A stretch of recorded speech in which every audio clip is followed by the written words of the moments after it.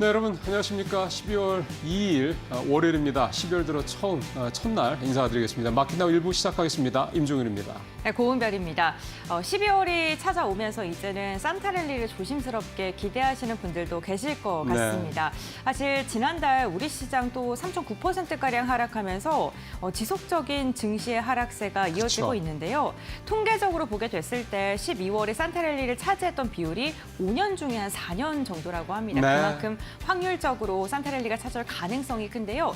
6개월 만에 우리 시장이 플러스로 전환할 수 있을지 기대해 보겠습니다. 네, 좋지는 않습니다. 아직까지는 분위기도. 11월 달 또 마지막 날 또 코스피, 코스닥 모두 2% 전후로 떨어진 것들이 좀 마음에 좀 걸립니다. 거기다가 좀 엔화도 다시 강세로 가면서 엔캐리 트레이드 청산 얘기가 또 나오다 보니까 이러다 또 8월 초 같은 상황 벌어지는 거 아니야라고 걱정하시는 분도 많으실 것 같습니다. 일단 그런 면에서 잠시 모닝체크에서 말씀을 드리겠습니다만 엔화 이번 주에는 엔화 추이를 좀 잘 면밀하게 관찰하실 필요가 있을 것 같습니다. 자, 네. 그럼 이제 12월 첫 거래일도 저희와 네. 함께 많은 투자 포인트 얻으시길 바라겠고요. 저희가 오늘 좋은 인사이트 드리기 위해서 또 준비를 많이 했습니다. 끝까지 함께 해주시기 바라겠고요. 마켓나우 1부 본격적으로 시작해 보겠습니다. 네, 모닝체크 바로 들어가 보겠습니다. 예, 말씀드린 대로 엔화를 먼저 좀 봐야 되겠습니다. 일단 지난주 시장에서 이 엔화 문제가 우리 시장에 되게 좀 부담이 좀 크게 좀 됐죠. 일단 차트를 먼저 좀 보시면요. 굉장히 좀 내리막길을 꽤 세게 좀 가고 있는 게 모습이 눈에 띕니다. 그러니까 엔달러 환율이 떨어진다는 얘기가 엔화가 강세라는 얘기 아니겠습니까? 이제 그러다 보니까 이만큼 엔화가 갑자기 149엔대까지 떨어지면서 강세 현상을 좀 보이고 있다라는 점.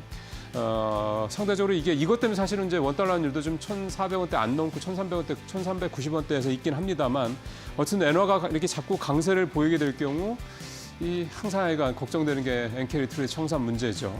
자, 일단 왜 이렇게 엔화가 약세를 보이는지 이유를 보면요. 물가가 계속 오르고 있습니다. 일본의 대표적인 물가를 보는 지표가 도쿄 CPI입니다. 도쿄 중심의 이제 이 소비자 물가 지수를 보는 건데 2.2%를 기록을 해서 예상치 2.2%를 좀 웃도는 그런 모습이 나타났고요. 그다음에 일본의 수출 기업들이 이제 월말 결제가 이제 늘어나죠. 이러다 보니까 엔화 수요도 좀 늘어나고 있다는 점도 엔화를 강세를 좀 가게 하고 있는 이유라고 볼 수가 있겠습니다. 그러니까 이렇게 상황이 되다 보니까 사실 이제 이게 시장에 가장 큰 영향을 미친 거죠. 우에다 총재 이 발언입니다.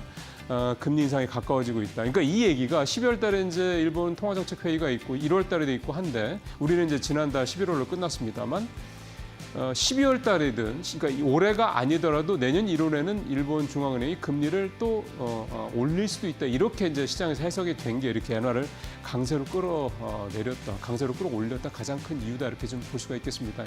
어쨌든 시장에서는 좀 엔캐리 트레이드 청산에 대한 우려가 계속 나오고 있는 상황이긴 한데요. 사실은 잘 아시는 것처럼 지난번에 엔캐리 청산 얘기가 나왔을 때는 160엔대 넘었던 이 엔화가 140엔대 후반까지 그때 갑자기 떨어져서 나타난 현상이 좀 컸고요. 지금은 아직 그 정도까지 가파르지는 않습니다. 그러니까 그런 점들도 감안을 해서 너무 엔캐리 트레이드 청산에 대한 우려감에 너무 휘둘리실 필요는 없겠다. 이 말씀도 꼭 드리고 싶습니다. 자, 두 번째 오늘 체크 포인트는 가상자산입니다. 화면에 나오는 것처럼 주요국의 가상자산 과세 현황인데요. 우리나라는 내년 1월 1일부터 여기 표에서 보시는 것처럼 250만 원 기본 공제 후에 이제 그 다음부터 20% 분리과세, 그러니까 20%의 이제 지방세까지 하면 22%의 이제 세금을 내는 걸로 돼 있었습니다. 이게 이제 정부에서 올 7월 세제 개편안에서 이거를 2년 유예하자라는 내용을 내놨고 국민의힘 같은 경우도 역시 정부와 마찬가지로 2년 유예안을 내놨는데 민주당에서 계속해서 이제 강행을 하겠다. 대신 5천만 원으로 공제 이 한도를 상향을 하겠다라는 법안을 발의한 상태에서 진행이 돼서 이게 계속 지지 왔다 갔다 얘기를 하고 있던 공방이 벌어지는 그런 상황이었죠. 금투세와 비슷하게 좀 진행이 되고 있었습니다. 그러던 상황에서 이제 한 달 정도밖에 안 남은 상황인데도 이 문제 해결이 좀 안 되다 보니까 시장의 혼란이 굉장히 커졌죠. 또 가상자산의 투자는 800만 정도로 확인이 되는 이 가상자산 투자자들 같은 경우도 굉장히 좀 반발이 좀 있어 왔고요. 그러니까 결국은 민주당이 5천만 원으로 공제 한도를 상향한다 하더라도 결국은 가상자산 투자에 세금을 부과한다는 이 자체, 그러니까 이게 금투세랑 똑같은 논리입니다. 이거가 시장에 주는 압박감이 크기 때문에 결국은 이제 이 문제에 대해서 민주당이 이걸 받아들이고 가상자산 과세안 내년 1월부터 시행하겠다는 과세안을 이제 2년 유예하는 정부안에 동의를 했다 이렇게 좀 봐야 되겠습니다. 근데 사실은 이 문제에 관련돼서요. 저는 좀 지적하고 싶은 거는 이게 사실 유예 한번 된 거지 않습니까?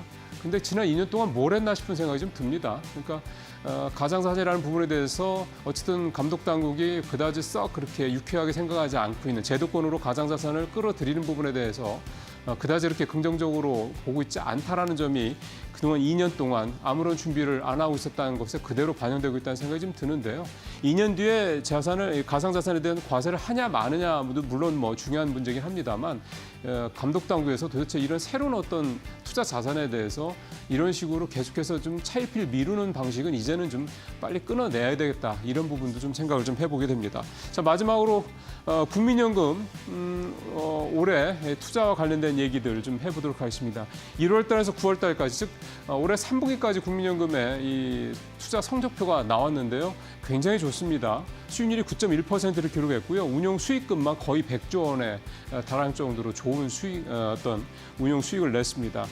내용을 좀 보면 해외 주식에서 21% 엄청나게 좀 좋은 수익률을 좀 내고 있죠. 해외 채권서도 거의 7%, 국내 주식은 근데 0.4%, 국내 채권도 그래도 4%의 수익률을 좀 냈습니다.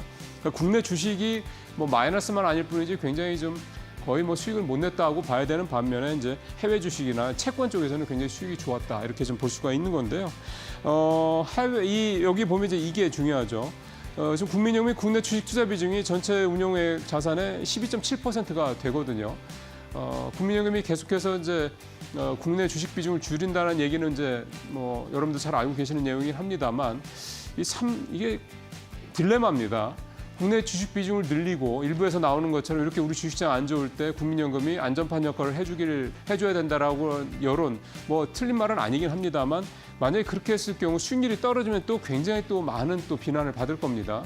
우리 대한민국 국민들의 노후인데 이게 그렇게 식으로 투자하면 되겠느냐. 참 국민연금 입장에서는 딜레마가 아닐 수가 없는 생각인데 어쨌든 국민연금의 기조는 계속해서 국내 자산의 투자 비중을 줄여나가겠다라는 거고 이렇게 수익률을 보면 사실은 국민연금의 방향성이 뭐 틀린 말은 아니다 이렇게 좀 볼 수밖에 없을 것 같습니다.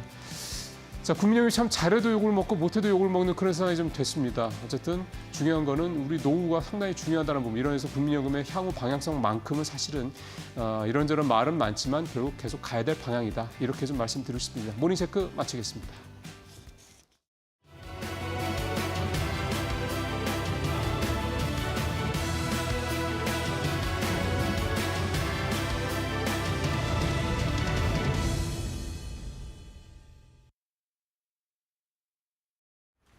네, 12월의 첫 거래일이 됐습니다. 11월 마지막 날 뉴욕 증시의 분위기는 어떠했을지 함께 점검을 해보고 오늘 개장하기 전 우리가 점검해볼 부분까지 집중적으로 진단해보도록 하겠습니다. 일단 11월 마지막 거래일 뉴욕 증시 다시 한번 사상 최고치 랠리를 이어갔습니다. 다우와 S&P 500 각각 0.4%, 0.5%의 오름폭을 키우면서 지속적인 신고가 랠리가 이어졌고요. 11월 한 달만 놓고 보더라도 지수단에서의 엄청난 상승 흐름을 확인을 해보실 수 있겠습니다. 다우가 7.5%, 나스닥이 6%, 그리고 중소형주 위주의 러셀 같은 경우는 무려 10% 넘게 급등하는 흐름을 보이면서 연말 랠리에 대한 기대감, 뉴욕 증시는 그대로 반영했다라는 게 확인이 되는 상황이고요. 그렇다 보니까 12월 들어서에 대한 기대감은 오히려 더 증폭이 되고 있는 분위기입니다.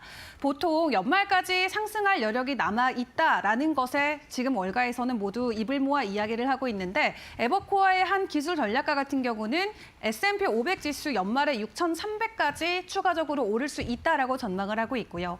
그리고 보통 뉴욕 증시가 11월까지 이 연초 대비 20%의 상승을 보이면 보통 12월에도 70% 이상의 확률로 상승세를 이어왔다고 합니다.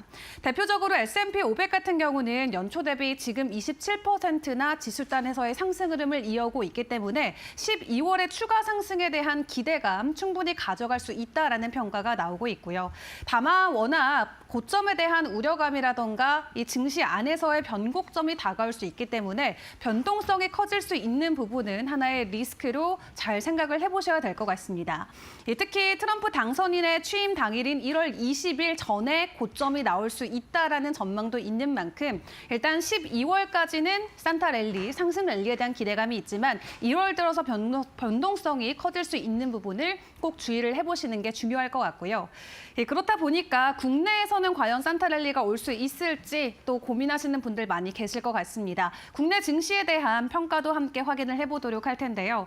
일단 12월 미국 증시와 한국 증시의 전망은 완전히 엇갈리고 있는 상황이죠. 다만 최근 5년 중에 4개년도는 코스피에서도 산타 랠리가 실제로 나타났다라고 하고요. 다만 연초 대비해서 수익률을 놓고 봤을 때 코스피는 오히려 마이너스 7%대 하락 흐름을 이어오고 있습니다. 그럼에도 이번 주에 발표되는 미국의 제조업 지수에 따라서 코스피도 반등할 수 있는 하나의 모멘텀은 남아 있다라고 하는데요. 한국 수출과 밀접한 관계를 보이고 있는 ISM 제조업 지수 이번 주에 발표가 되는데 만약 긍정적으로 수치가 확인이 된다면 코스피에게도 하나의 반등 모멘텀이 되어줄 수 있다는 게 그 풀입니다. 그렇다면 이번 주에 우리가 어떤 업종과 종목을 봐야 되는지를 놓고 봤을 때 현재 증권가에서도 여러 가지 의견들이 나오고 있고요. 이번 달 20일에 밸류업 지수 특별 편입이 예정돼 있는 만큼 기대감 높은 종목들 미리 주목해보자라는 코멘트도 있었고 외국인들의 매수세가 지속되고 있는 종목들을 봐야 된다라는 코멘트도 있었습니다. 오늘 국내 증시의 분위기는 어떻게 흘러갈지 같이 점검을 해보시고 마지막으로 주요 일정들 빠르게 정리를 해보겠습니다.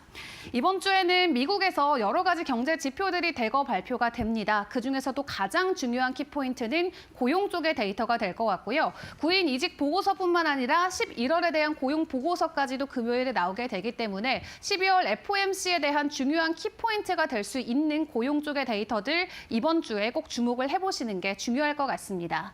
12월의 첫 거래일인데 지난주 금요일 국내 증시는 다시 한번 부진한 하락세가 이어졌는데요. 과연 오늘은 다른 반등의 모습이 나와줄 수 있을지 개장 상황까지 저희 이데일리 TV와 함께 점검해 보시길 바라겠습니다.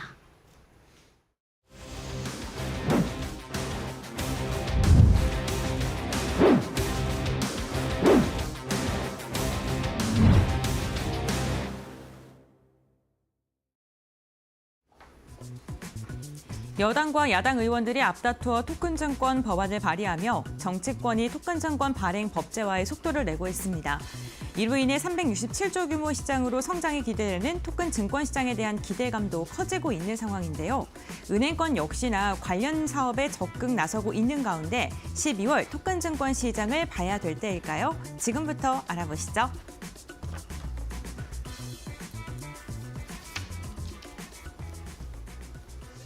네, 12월 2일 이슈에 따라 본격적으로 마켓나우 일부 문을 열겠습니다. 박근호 이사, 곽유정 파트너 나오셨습니다. 어서 오십시오. 네, 안녕하세요. 예, 오늘 첫 번째 이슈 토큰화 증권입니다. 자, 이 부분부터 오늘 박근호 이사님 준비해 오셨는데 어떤 포인트를 좀 보면 좋을까요? 네, 일단 시장이 굉장히 좀 어지러운데 아무래도 그렇죠. 이제 트럼프 관련주로서 한번 좀 시장에서 분위기를 좀 타지 않을까라는 생각으로 주말에 또 좋은 뉴스가 나오고 해서 준비를 좀 해봤는데요.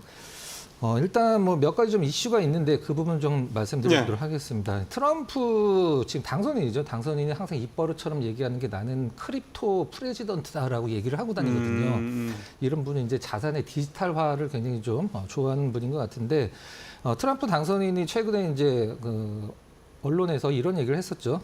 토큰화를 통해서 미국 금융시장의 혁신을 추진할 전망이다라고 얘기를 했는데 제가 봤을 때는 이 두 가지를 좀 약간 염두에 둔 게 아닌가라는 생각을 좀 하고 있습니다. 지금 미국의 이제 그 토큰이라는 걸 잠깐 간단히 설명드리면 우리가 이제 STO라고 부르긴 합니다만은 그렇죠. 기존에 이제 자산을 좀 나눠서 이제 파는 거라고 이제 쉽게 생각을 하시면 될 것 같은데 지금 미국 첫 번째 미국에 있을 때 두 가지를 염두에 둔다라고 말씀을 드렸었는데 첫 번째는 지금 미국 채권의 어떤 발행과 관련돼서 예전만큼 수요가 이렇게 크지를 않으니까 미국 채권을 이 토큰을 적용을 시켜서 좀 나눠서 팔겠다. 소액 투자자들한테 이런 하나의 이제 염두에 둔 부분이 있고 재무부가 실질적으로 미국 국채에 대해서 이제 토큰화를 한번 염두에 두고 있다라고 발표도 했었죠. 그다음에 이 토큰 같은 경우는 보통 빌딩 같은 경우도 많이 이제 나눠서 팔기 때문에 조각 투자라고 우리가 보통 얘기를 하는데요. 지금 현재 미국의 상업 건물들이 굉장히 안 좋은 상황이죠. 그래서 이 두 가지를 염두에 두고 이제 트럼프 당선인이 이런 언급을 한 게 아닌가라는 생각을 좀 할 수 있고요. 예. 방금 전에 이제 나왔던 부분, 이제 지난주에 디지털 자산 포럼이 여의도에서 열렸는데 여야 모두 이제 같은 의견을 갖고 있기 때문에 일단 내년쯤에 이제 법안이 통과가 되면 이 시장이 크게 개화가 된다라고 이제 생각을 하시면 될 것 같습니다. 근데 올해 이 법안들이 발의가 됐다가 폐기가 좀 된 적이 있었죠. 그래서 관련주들이 기대감을 올랐다가 이제 급락을 한 경우도 있었었는데 지금 현재 미국과 일본 그다음에 싱가포르 같은 경우는 이 STO 토큰이 모두 법제화 돼 있기 때문에 먼저 시장을 선점하고 발전시켜 나가는 상황인데 실질적으로 우리나라는 좀 약간 늦지 않았나라는 생각을 네, 좀 하고 네. 있는 상황입니다. 맞아요. 네. 이 부분이 이제 다시 그 지난 10월에 법안이 재발의가 됐어요. 그래서 이 법안이 내년에 이제 통과가 된다라고 하면은 시장이 한번 큰 폭으로 좀 개화를 하지 않을까. 아까 이제 시장 규모가 뭐 386조 원이다라고 나왔었는데 미국에서는 이걸 지금 경으로 얘기를 하고 있거든요. 5경까지 이게 시장이 커질 것이다라고 얘기를 하고 있는데 실질적으로 블랙록 같은 경우도 비트코인에 많이 투자를 하긴 합니다만 이 STO에 관련돼서 굉장히 많이 준비를 하고 이제 보유도 하고 있는 걸로 알려져 있는 사실입니다. 예. 자, 그러면은 이 토크나 STO 관련된 이 관련주들을 한번 좀 살펴볼 필요가 있을 것 같습니다. 고은별앵커 통해서 어떤 종목들이 있는지 한번 쭉 보시죠. 네, 토큰증권 관련 기업들의 최근 추이 함께 살펴보겠습니다. 토큰증권 하면 대표적으로 거론되는 종목은 핑거입니다. 관련된 솔루션을 영위하고 있기 때문인데요. 만약에 증권사에서 토큰증권 시장에 뛰어드는 회사가 점점 더 많아질수록 핑거도 수혜를 받을 수 있다라는 증권가의 긍정적인 분석이 나오고 있습니다. 핑거 같은 경우에 지난달 추이를 보게 된다면요. 초반에는 시세가 괜찮다가 중반으로 들어갈수록 10,000원대를 이탈하는 모습이 나타났습니다. 하지만 다시금 월말이 될수록 힘을 받으면서 결국에는 11,000원 선까지 좀 회복해주는 모습이 나타났고요. 시장이 좋지 않았던 금요일장에도 불구하고 5% 이상의 시세를 내었던 종목이기도 합니다. 이와 함께 자회사가 토큰증권과 관련해서 미술품 사업에 뛰어든 기업들도 있죠. 서울옥션과 K옥션이고요. 지금 사이좋게 한 2%가량 상승하면서 마감하는 데 성공을 했습니다. 최근 추이를 보게 된다면 전반적으로 좀 고른 상승세가 나타나고 있고요. 우리기술투자 같은 경우 1%가량의 상승력이 나왔습니다만 기관 투자자들의 매수세가 최근에 가장 좋다는 점 체크해 보시면 좋을 것 같고요.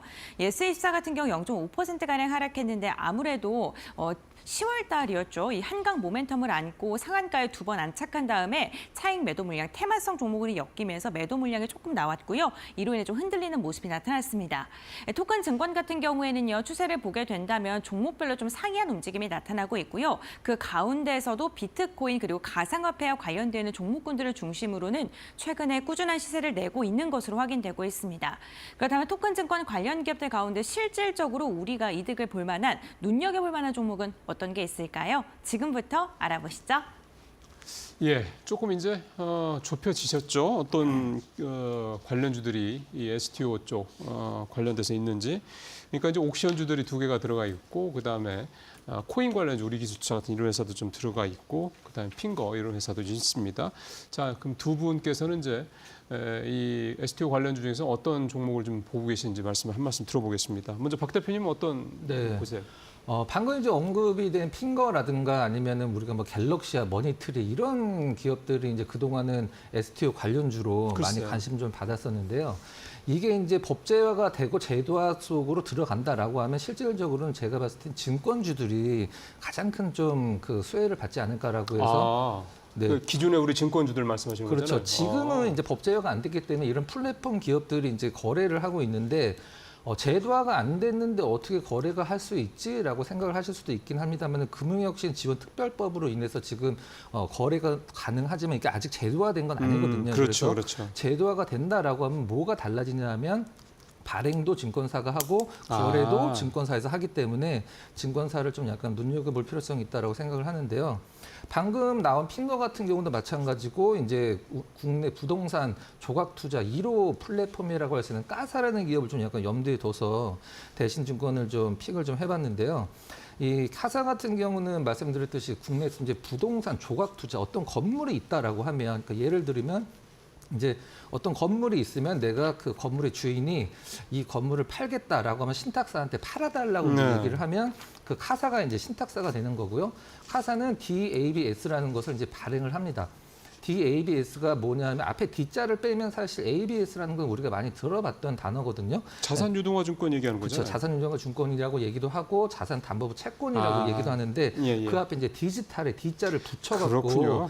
이걸 발행을 해서 이제 소액 투자자들한테 그걸 나눠서 파는 거죠. 그래서 그걸 이제 우리가 보통 주식처럼 그 건물의 가격이 올라가면 내가 받았던 토큰을 이제 시장에서 자유롭게 이제 차익 실현을 할 수도 있고 이런 식으로 해서 이제 유동화를 이제 넓히는 건데 다만 좀 약간 두 가지 중에 그 차이점을 알고 가셔야 됩니다. 그 토큰화된 증권이 있고 증권형 토큰이 있는데 지금 법제화를 시키려고 하는 것은 토큰화된 증권이라는 점, 그 부분을 좀 확실하게 좀 알고 넘어가셔야 될 것 같고요. 일단 이 대신증권이 부동산 쪽과도 상당히 연관이 깊기 때문에 관심도 있고 이 카사코리아를 인수를 했었죠, 작년에. 그리고 아마 그 나인원 한남이라고 엄청 고가 그 아파트 있잖아요. 그 GD 산다고 해서 유명한 데잖아요. 그렇죠. 그것도 대신증권이 개발해서 분양을 한 거죠. 아, 그 대신증권 시행을 했다 이거죠? 네, 그래서 한 4,500억 정도를 수익을 냈다라고 이제 밝혀져 있는데 네. 이런 분들이 이제 앞으로 대신증권뿐만 아니라 지금 여러 가지 증권사들이 이 플랫폼들을 서로 앞다퉈서 인수를 하려고 하고 있고 이미 기보유한 증권사들 상당히 좀 많이 있죠. 이제 내년에 제도화되는 것을 미리 염두에 두고 발빠르게 좀 대처를 한다라고 보시면 될 것 같은데 또 한 가지 지금 저희가 이제 이름만 대면 알만한 증권사를 봤을 때 대신증권은 지금 종투사가 아니거든요. 그래서 대신증권이 이 종투사를 하기 위해서 지금 금융위에 신청서를 제출을 했는데 증투사를 하려면 어떤 자격 조건이 있어야 되고 어떤 게 좋아지나라고 잠깐 설명을 드리면 일단 그 자본금이 2조, 지금 현재 대신증권이 2조 정도였었는데 3조 원의 자본금을 마련하기 위해서 굉장히 좀 약간 상환 우선주도 발행을 해서 이제 3조 원의 어떤 자격을 부여를 했죠. 그 신청할 수 있는. 예. 무엇이 좋아지냐면 현재 그 여러분들 거래를 할 때 수수료가 굉장히 적거나 아니면 아예 수수료가 없는 증권사들도 있거든요. 보통 그런 데를 개인 투자자분들 많이 이용하시잖아요. 그렇죠. 그러면 우리가 보통 증권사들은 이 브로커리지 수수료를 갖고 거래 수수료를 갖고 먹고 사는 기업인데 뭘로 돈을 벌지라고 생각을 하실 수도 있는데 증권사들은 여러분들이 쓰시는 신용, 미수 이런 것들을 돈을 이따 한마디로 빌려주면서 그거에 대한 이자로 굉장히 많은 수익을 내고 있거든요. 론 사업이군요, 일종의. 그렇죠, 맞습니다. 예. 그래서 그 부분들이 이제 종투사가 아니었을 때는 자기 자본의 100%만 돈을 빌려줄 수 있는데 종투사가 되면은 자기 자본 대비 200%까지 신용 공유를 할 수 있다는 점이 달라지는 거고요. 그 다음에 헤지펀드의 이제 대출이라든가 아니면 우리가 여행 갔을 때 이런 환증 같은 것도 국내에서 많이 하는데 그런 부분들도 종투사가 되면 가능해진다는 점. 자, 정리를 하면은 국내 1호 부동산 조각 투자 STO 관련돼서 카사라는 기업을 스타트업을 인수를 했다는 점, 그 다음에 내년에 종투사가 된다라고 하면은 대신증권을 보는 시장의 눈높이가 많이 좀 달라질 수 있다는 점. 그래서 대신증권도 한번 이 증권주 중에서 눈여겨볼 만하다라고 해서 한번 골라봤습니다. 예, 지금 말씀하신 건 결국 왜 갑자기 증권사야라고 생각하실 만한 부분에 있어서는 이게 제도권에 진입을 하게 되면 누군가가 발행도 하고 누군가가 거래도 이제 해줘야 되는데 그거를 증권사이기 때문에 이 STO 증권 관련돼서 제도화가 됐을 때 가장 큰 수혜주가 이제 증권주가 될 것이다. 그 중에서 이제 우리 박 이사님은 대신증권을 얘기를 했고, 자. 우리 곽유정 파트너님은 어떤 종목을 생각하고 계세요? 저도 증권주 가지고 왔고요. 예, 네, 생각이 두 분이 같이 치네요. 네, 증권 가지고 왔습니다. 네. 확실히 이제 STO 시장이 전망이 밝습니다. 왜냐하면 뭐 미술품이라든지 내지는 뭐 저작권, 명품, 뭐 음원 이쪽 자산들을 다양화해서 증권화 시키는 게 STO 그렇죠. 아니겠습니까? 그러다 보니까 2030년도 기준으로 했을 때 367조 규모로 시장 자체가 성장할 것으로 지금 전망이 되는 상황이기 때문에 지금 수많은 또 증권사들이 계속해서 관심을 갖고 있는 분야라고 볼 수 있을 것 같고요. 하나투자증권뿐만 아니라 한국투자증권, 하나증권, 그리고 미래에셋증권 등 역시도 다른 금융사와 컨소시엄을 구축한다던가 내지는 토큰증권 사업자와 협약 등으로 이런 이제 STO 인프라 준비에 지금 현재 박차를 가하고 있는 중이다라고 보시는 게 좋을 것 같습니다. 이 STO 플랫폼 구축에 있어서 가장 사실 중요한 부분은 토큰 증권 거래가 가능한 그런 공간을 구축한다라는 게 의미가 있겠죠. 네. 왜냐하면 지금 우리 많은 이제 또 투자자분들도 HTS나 MTS를 통해서 그런 플랫폼을 통해서 거래를 하잖아요. 결국에는 증권사들은 수수료, 커버리지로 당연히 수익화를 만들기 때문에 이런 이제 인프라 구축 관련해서 계속해서 관심을 갖는 것으로 보여지고요. 그 중에서도 이제 하나투자증권 같은 경우에는 이전에도 제가 한번 설명 도와드린 적이 있었는데 2019년도에 싱가포르 STO 거래소 운영사인 캣브릿지에 투자를 단행한 이력이 있습니다. 이 싱가포르 이 STO 거래소 운영사 캣브릿지 같은 경우에는 올해 포모그룹이라는 핀테크 기업의 인수가 됐거든요. 네.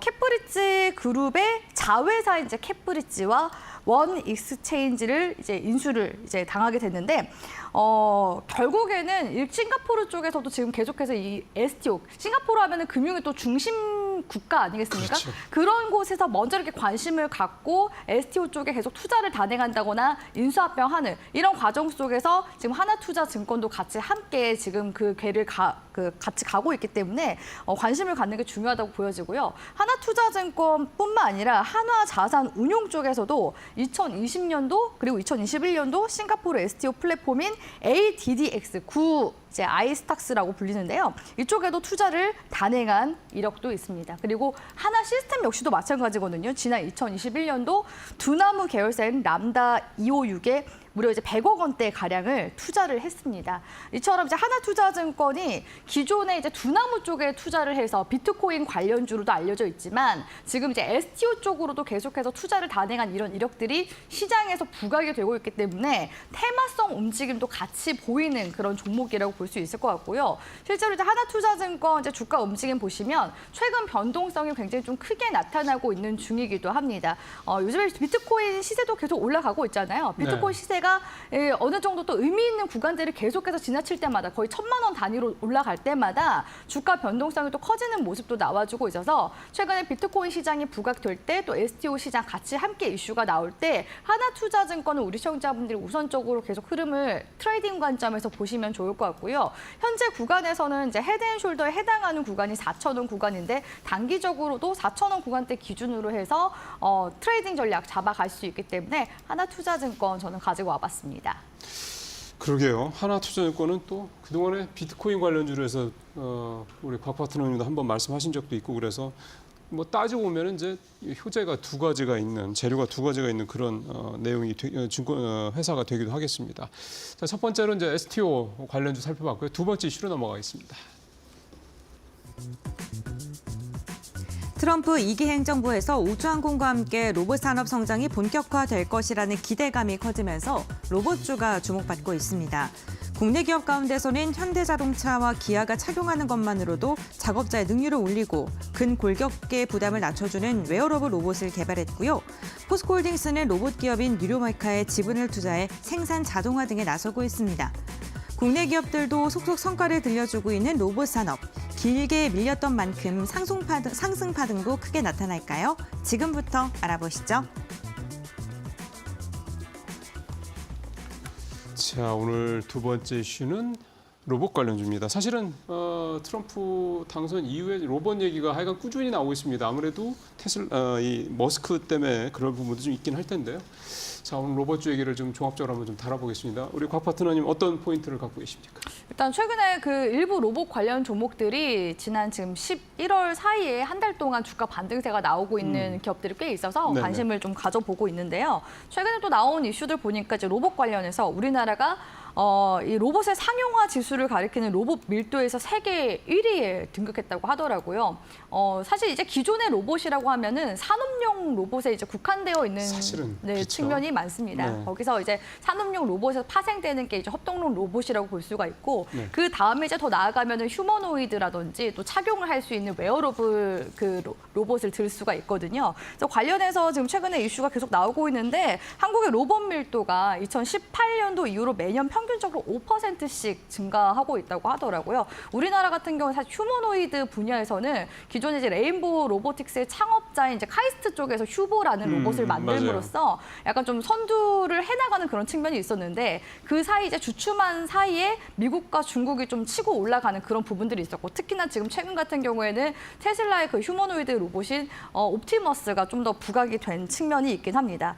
그런데 이제 좀 특이한 동향이라고 본다면 최근에 그 글로벌 완성차 기업들 있죠. 자동차 기업들이 휴머노이드 사업에 지금 박차를 가하고 있다. 이 부분을 좀 주목해 볼 만한 부분이라고 말씀드릴 수 있을 것 같은데요. 네네네. 일례로 뭐 우리나라의 현대차 그룹 같은 경우에도 2018년도 이제 기점으로 이제 로봇이나 AI 그 산업을 미래 핵심 이제 성장 동력인 산업으로 하겠다라고서 이야기하고 로보틱스 팀을 신설을 하기도 했었고요. 결국에 2021년도에는 보스턴 다이내믹스를 맞아요. 인수를 하기도 했었죠. 이 예. 보스턴 다이내믹스에서 만든 또 스팟 같은 경우는 로봇계 그 트럼프의 이제 경호를 했다라고 맞아요. 해서 한번 화제가 또 됐었죠. 화제가 네. 되기도 했었고 여기서 네. 또 더 나아가서 휴머노이드 로봇인 아틀라스도 지금 현재 만들고 있다고 합니다. 그리고 또 테슬라뿐만 아니라 BMW 같은 경우에도 휴머노이드 로봇을 차량 생산에다가 투입하는 방안을 검토 중이라고 하는데요. 보니까 휴머노이드 로봇인 피규어, 그러니까 이 피규어라는 로봇 같은 경우에는 오픈 AI가 이제 투자한 미국 로봇 스타트업 피규어가 만든 휴머노이드거든요. 그래서 이 휴머노이드 로봇이 그 차량 그 만들 때 하루 1000건 이상의 차량 생산 작업을 처리할 수 있고 무려 3개월 만에 작업 속도가 한 4배 정도 이상 증가했다고 합니다. 그래서 이렇게 자동차 기업들이 로봇 개발에 투자하려는 것은 제조 공정에 계속해서 좀 투입하려는 그런 이제 이유들도 들어볼 수 있을 것 같고요. 사람보다도 좀 더 이제 섬세한 그런 작업들, 그러니까 정교화된 그런 작업들이 가능하다라는 점. 그리고 사실 이제 공장 같은 경우에는 불필요한 반복적인 동작들을 많이 하잖아요. 그러다 보니까 이제 작업자인 분들이 산업적으로, 그러니까 산업재해 이런 것들로 인해서 다치는 경우들이 많이 발생합니다. 그럼요. 그렇기 네. 때문에 이 직원들을 또 보호하기 위한 그런 이제 산업용 로봇 개발도 이 자동차 기업들이 최근에 계속 활발히 하고 있는 중이라고 볼 수 있을 것 같고요.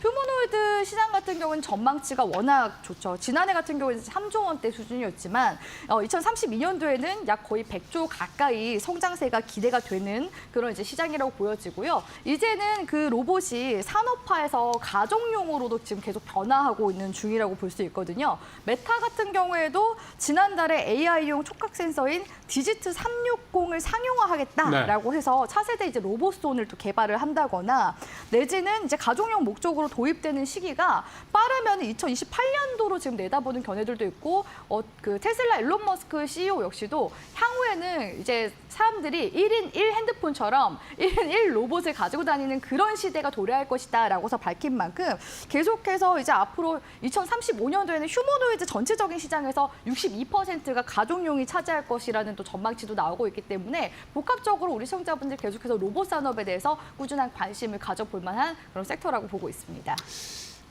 아까 피규어 말씀하셨는데 사실 그거 이제 동영상이 이제 유튜브에 이렇게 있잖아요. 그거 보신 분들은 좀 그러셨을 것 같아요. 야, 저게 진짜 우리가 예전에 영화에서 봤던 네. 게 그대로 이렇게 되는구나. 뭐 그런 것들이 이제 얼마 안 남았구나라는 거를 느끼실 수 법한 그런 영상이었던 것 같습니다. 이제 실제로 이제 그게 이제 보편화가 된다. 언젠가는 이제 그런 얘기가 좀 되는 거죠. 자, 그러면은 우리 로봇 관련주 얘기들 한번 쭉 살펴봤는데요. 일단 관련주들도 한번 정리를 해봐야 되겠죠. 고은별 앵커. 네, 현대차 그룹이 입기만 해도 생산성을 높여주는 웨어러블 로봇을 개발했다라는 소식이 전해지면서 이로 인해 로봇 관련 기업들에 대한 관심이 다시금 높아지고 있습니다. 대표적으로 연관되어 있는 기업 두 종목이 있는데요. SOS랩 같은 경우에는 2.5% 정규장에서 하락을 했습니다만 최근 추세를 봤을 때는 그래도 5일선을 타면서 꾸준하게 상승하는 움직임이 나타났고요. 기관도 2거래일째 매수세가 유입됐기도 했습니다. SOS랩 같은 경우에는 라이다를 현대차에 독점적으로 공급하고 있기 때문에 관련 모멘텀으로 다시금 상승 추세를 그려나갈 수 있다는 증권가의 분석 나오고 있고요. 또 연관되어 있는 기업이 시메스가 있습니다.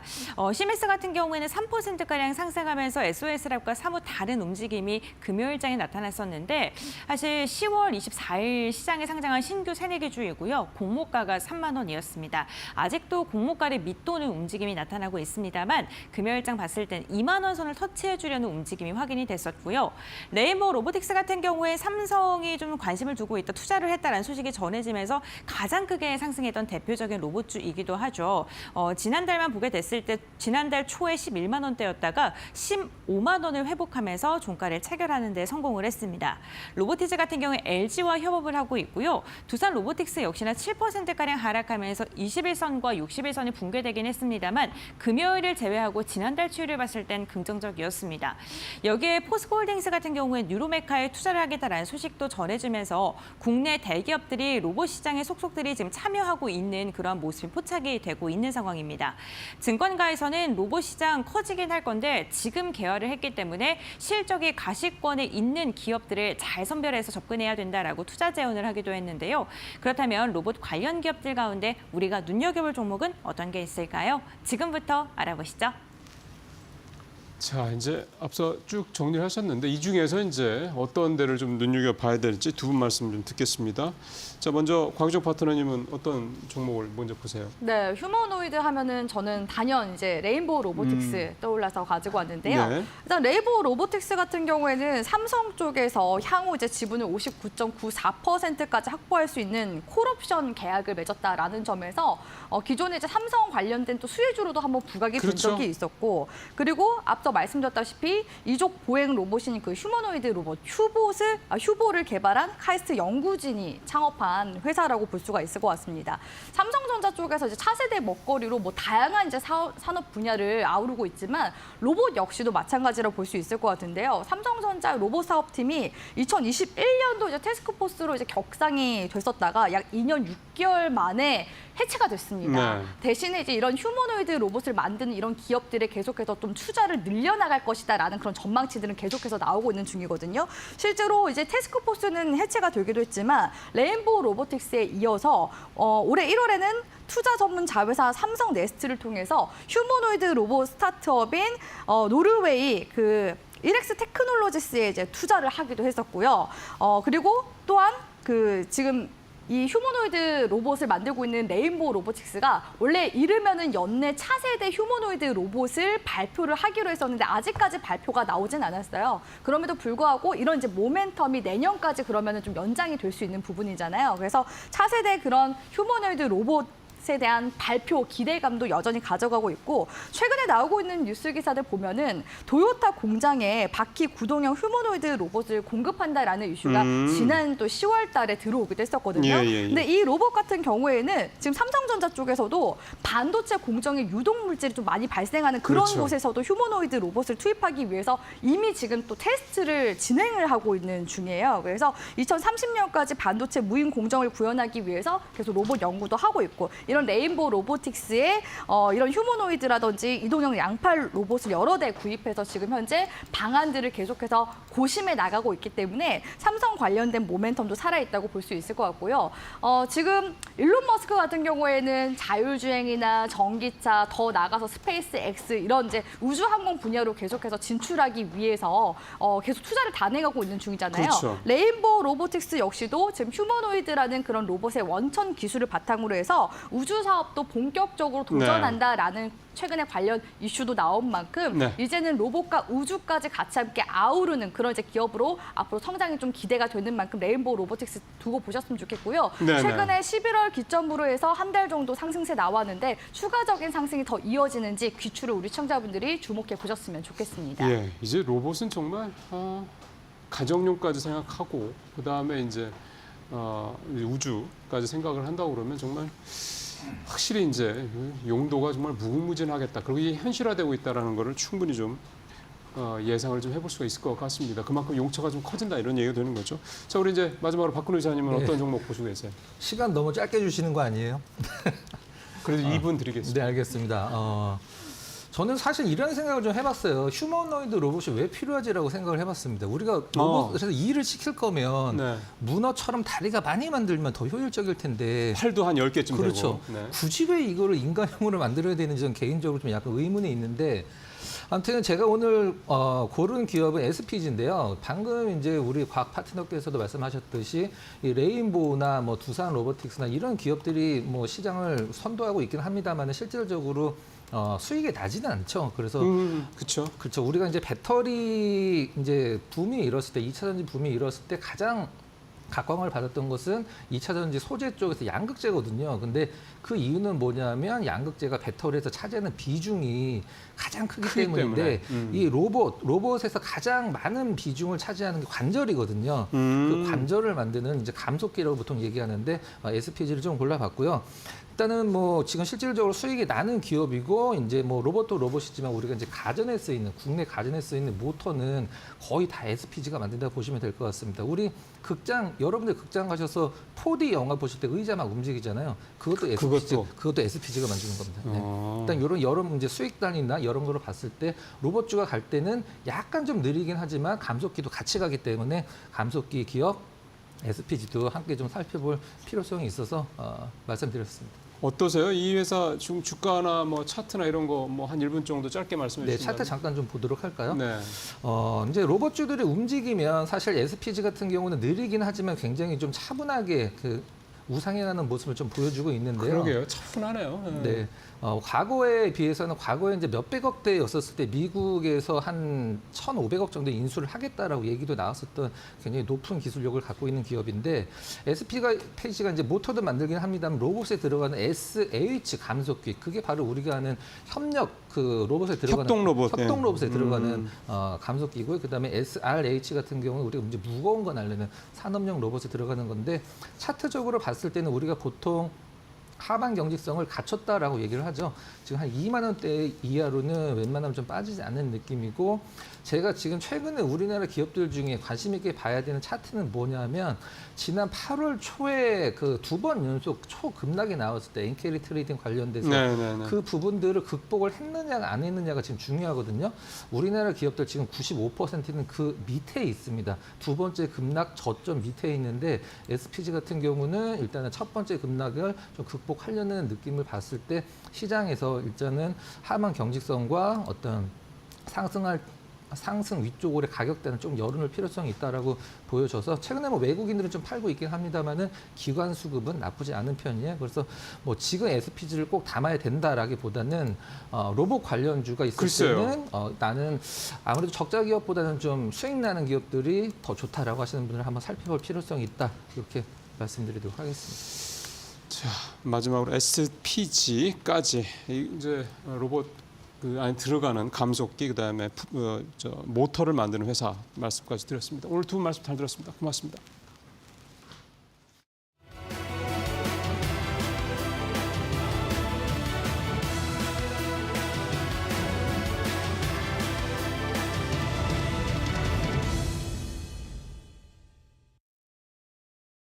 네, 마켓 리포트 강민정입니다. 오늘도 저와 함께 두 가지 종목 살펴보시죠.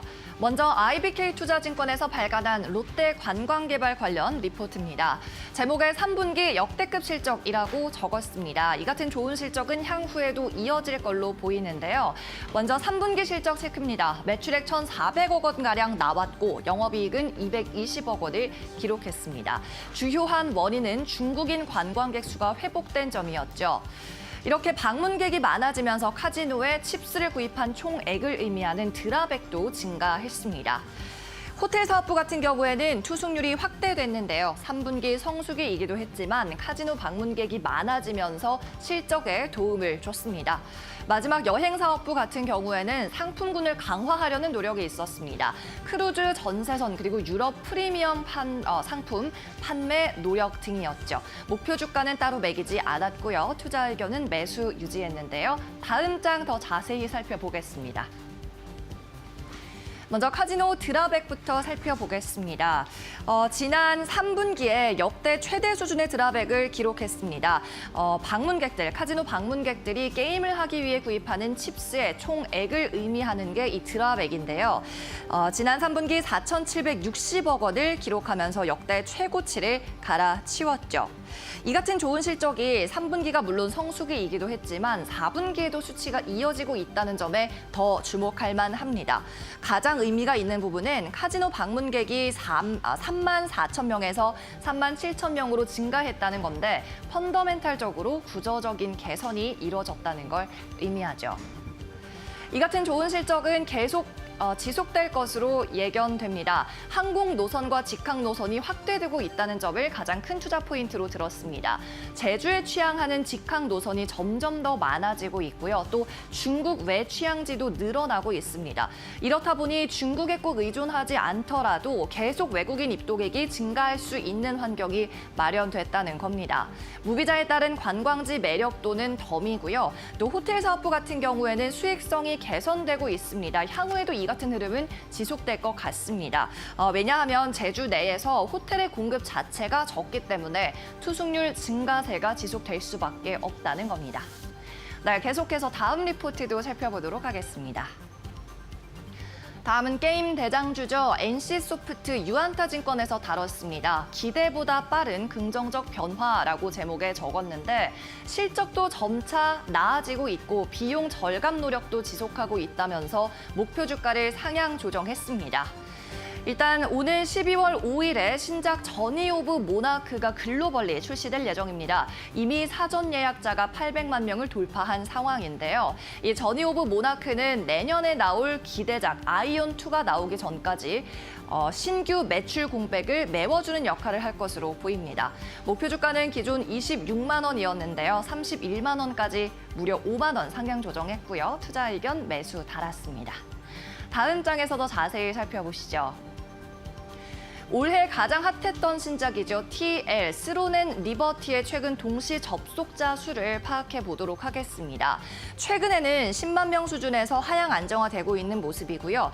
지난 10월에 최고 동시 접속자 수 약 33만 6천 명을 기록한 후에 계속해서 하향 안정화 추세에 있습니다.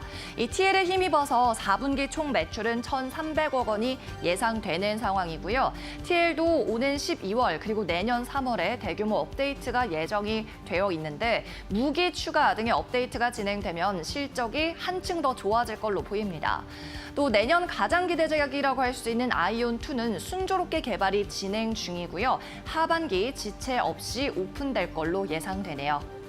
여기에 더해서 동사는 비용 절감 노력까지 지속하고 있습니다. 특히 인건비에서 그러한 노력을 하고 있는데요. 지난 3분기에는 누적 100명, 그리고 지난 4분기에는 누적 700명의 인력을 감축했고 내년 1분기까지는 누적 1000여 명 이상의 인력을 감축할 예정입니다. 이로 인해서 4분기 퇴직금 지급 등으로 인해 인건비가 약 1,000억 원가량 늘어나겠지만 내년 총 연간으로 봤을 때는 1,500억 원의 인건비 절감이 예상되는 상황이고요. 여기에 더해서 최근에 이슈가 되고 있는 모바일 앱마켓 수수료 인하가 반영됐을 시에는 최소 1,000억 원에서 최대 2,000억 원의 비용 절감이 추가로 발생할 걸로 보입니다. 네, 지금까지 마켓 리포트에서 전해드렸습니다.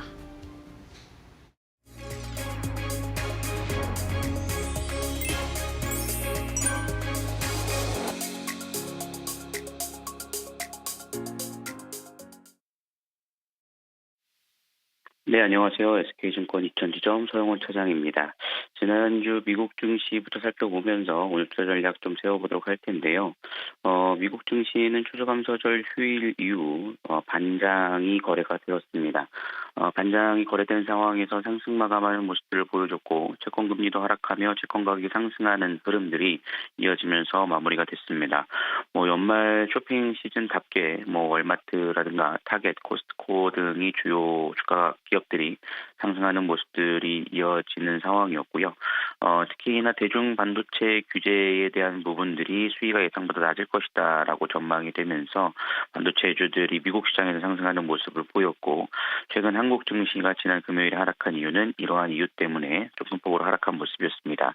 아무래도 중국의 반도체 규제가 예상보다 낮을 경우 한국 반도체 시장의 효과가 적을 것이다라는 우려감들이 좀 반영되면서 2,500선을 좀 이탈한 모습들이 계속해서 이어졌다라고 좀 볼 수 있겠습니다.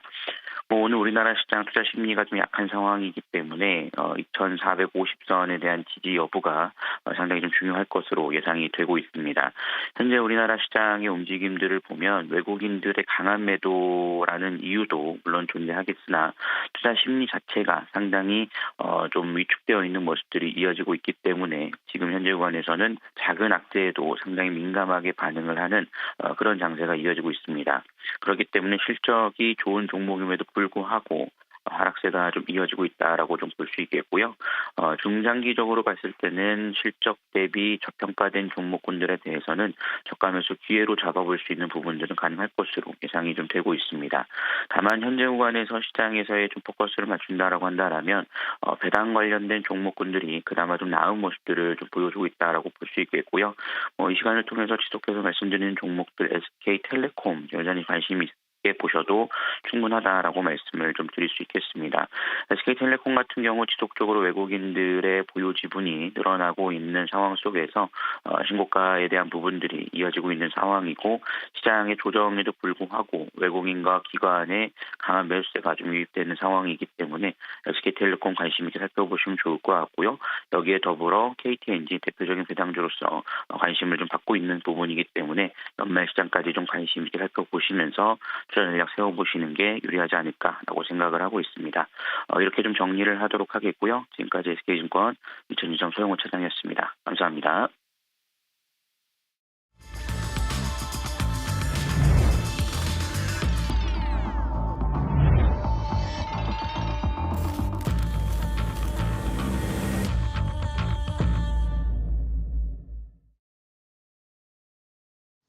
예, 8시 51분 지나고 있습니다. 자, 마켓 스탠바이 시간으로 넘어가도록 하겠습니다. 오늘도 두 분의 전문가, 그다음에 곤배 랭크와 함께 하겠습니다. 김민수 대표님, 신일섭 위원님 나오셨습니다. 어서 오십시오.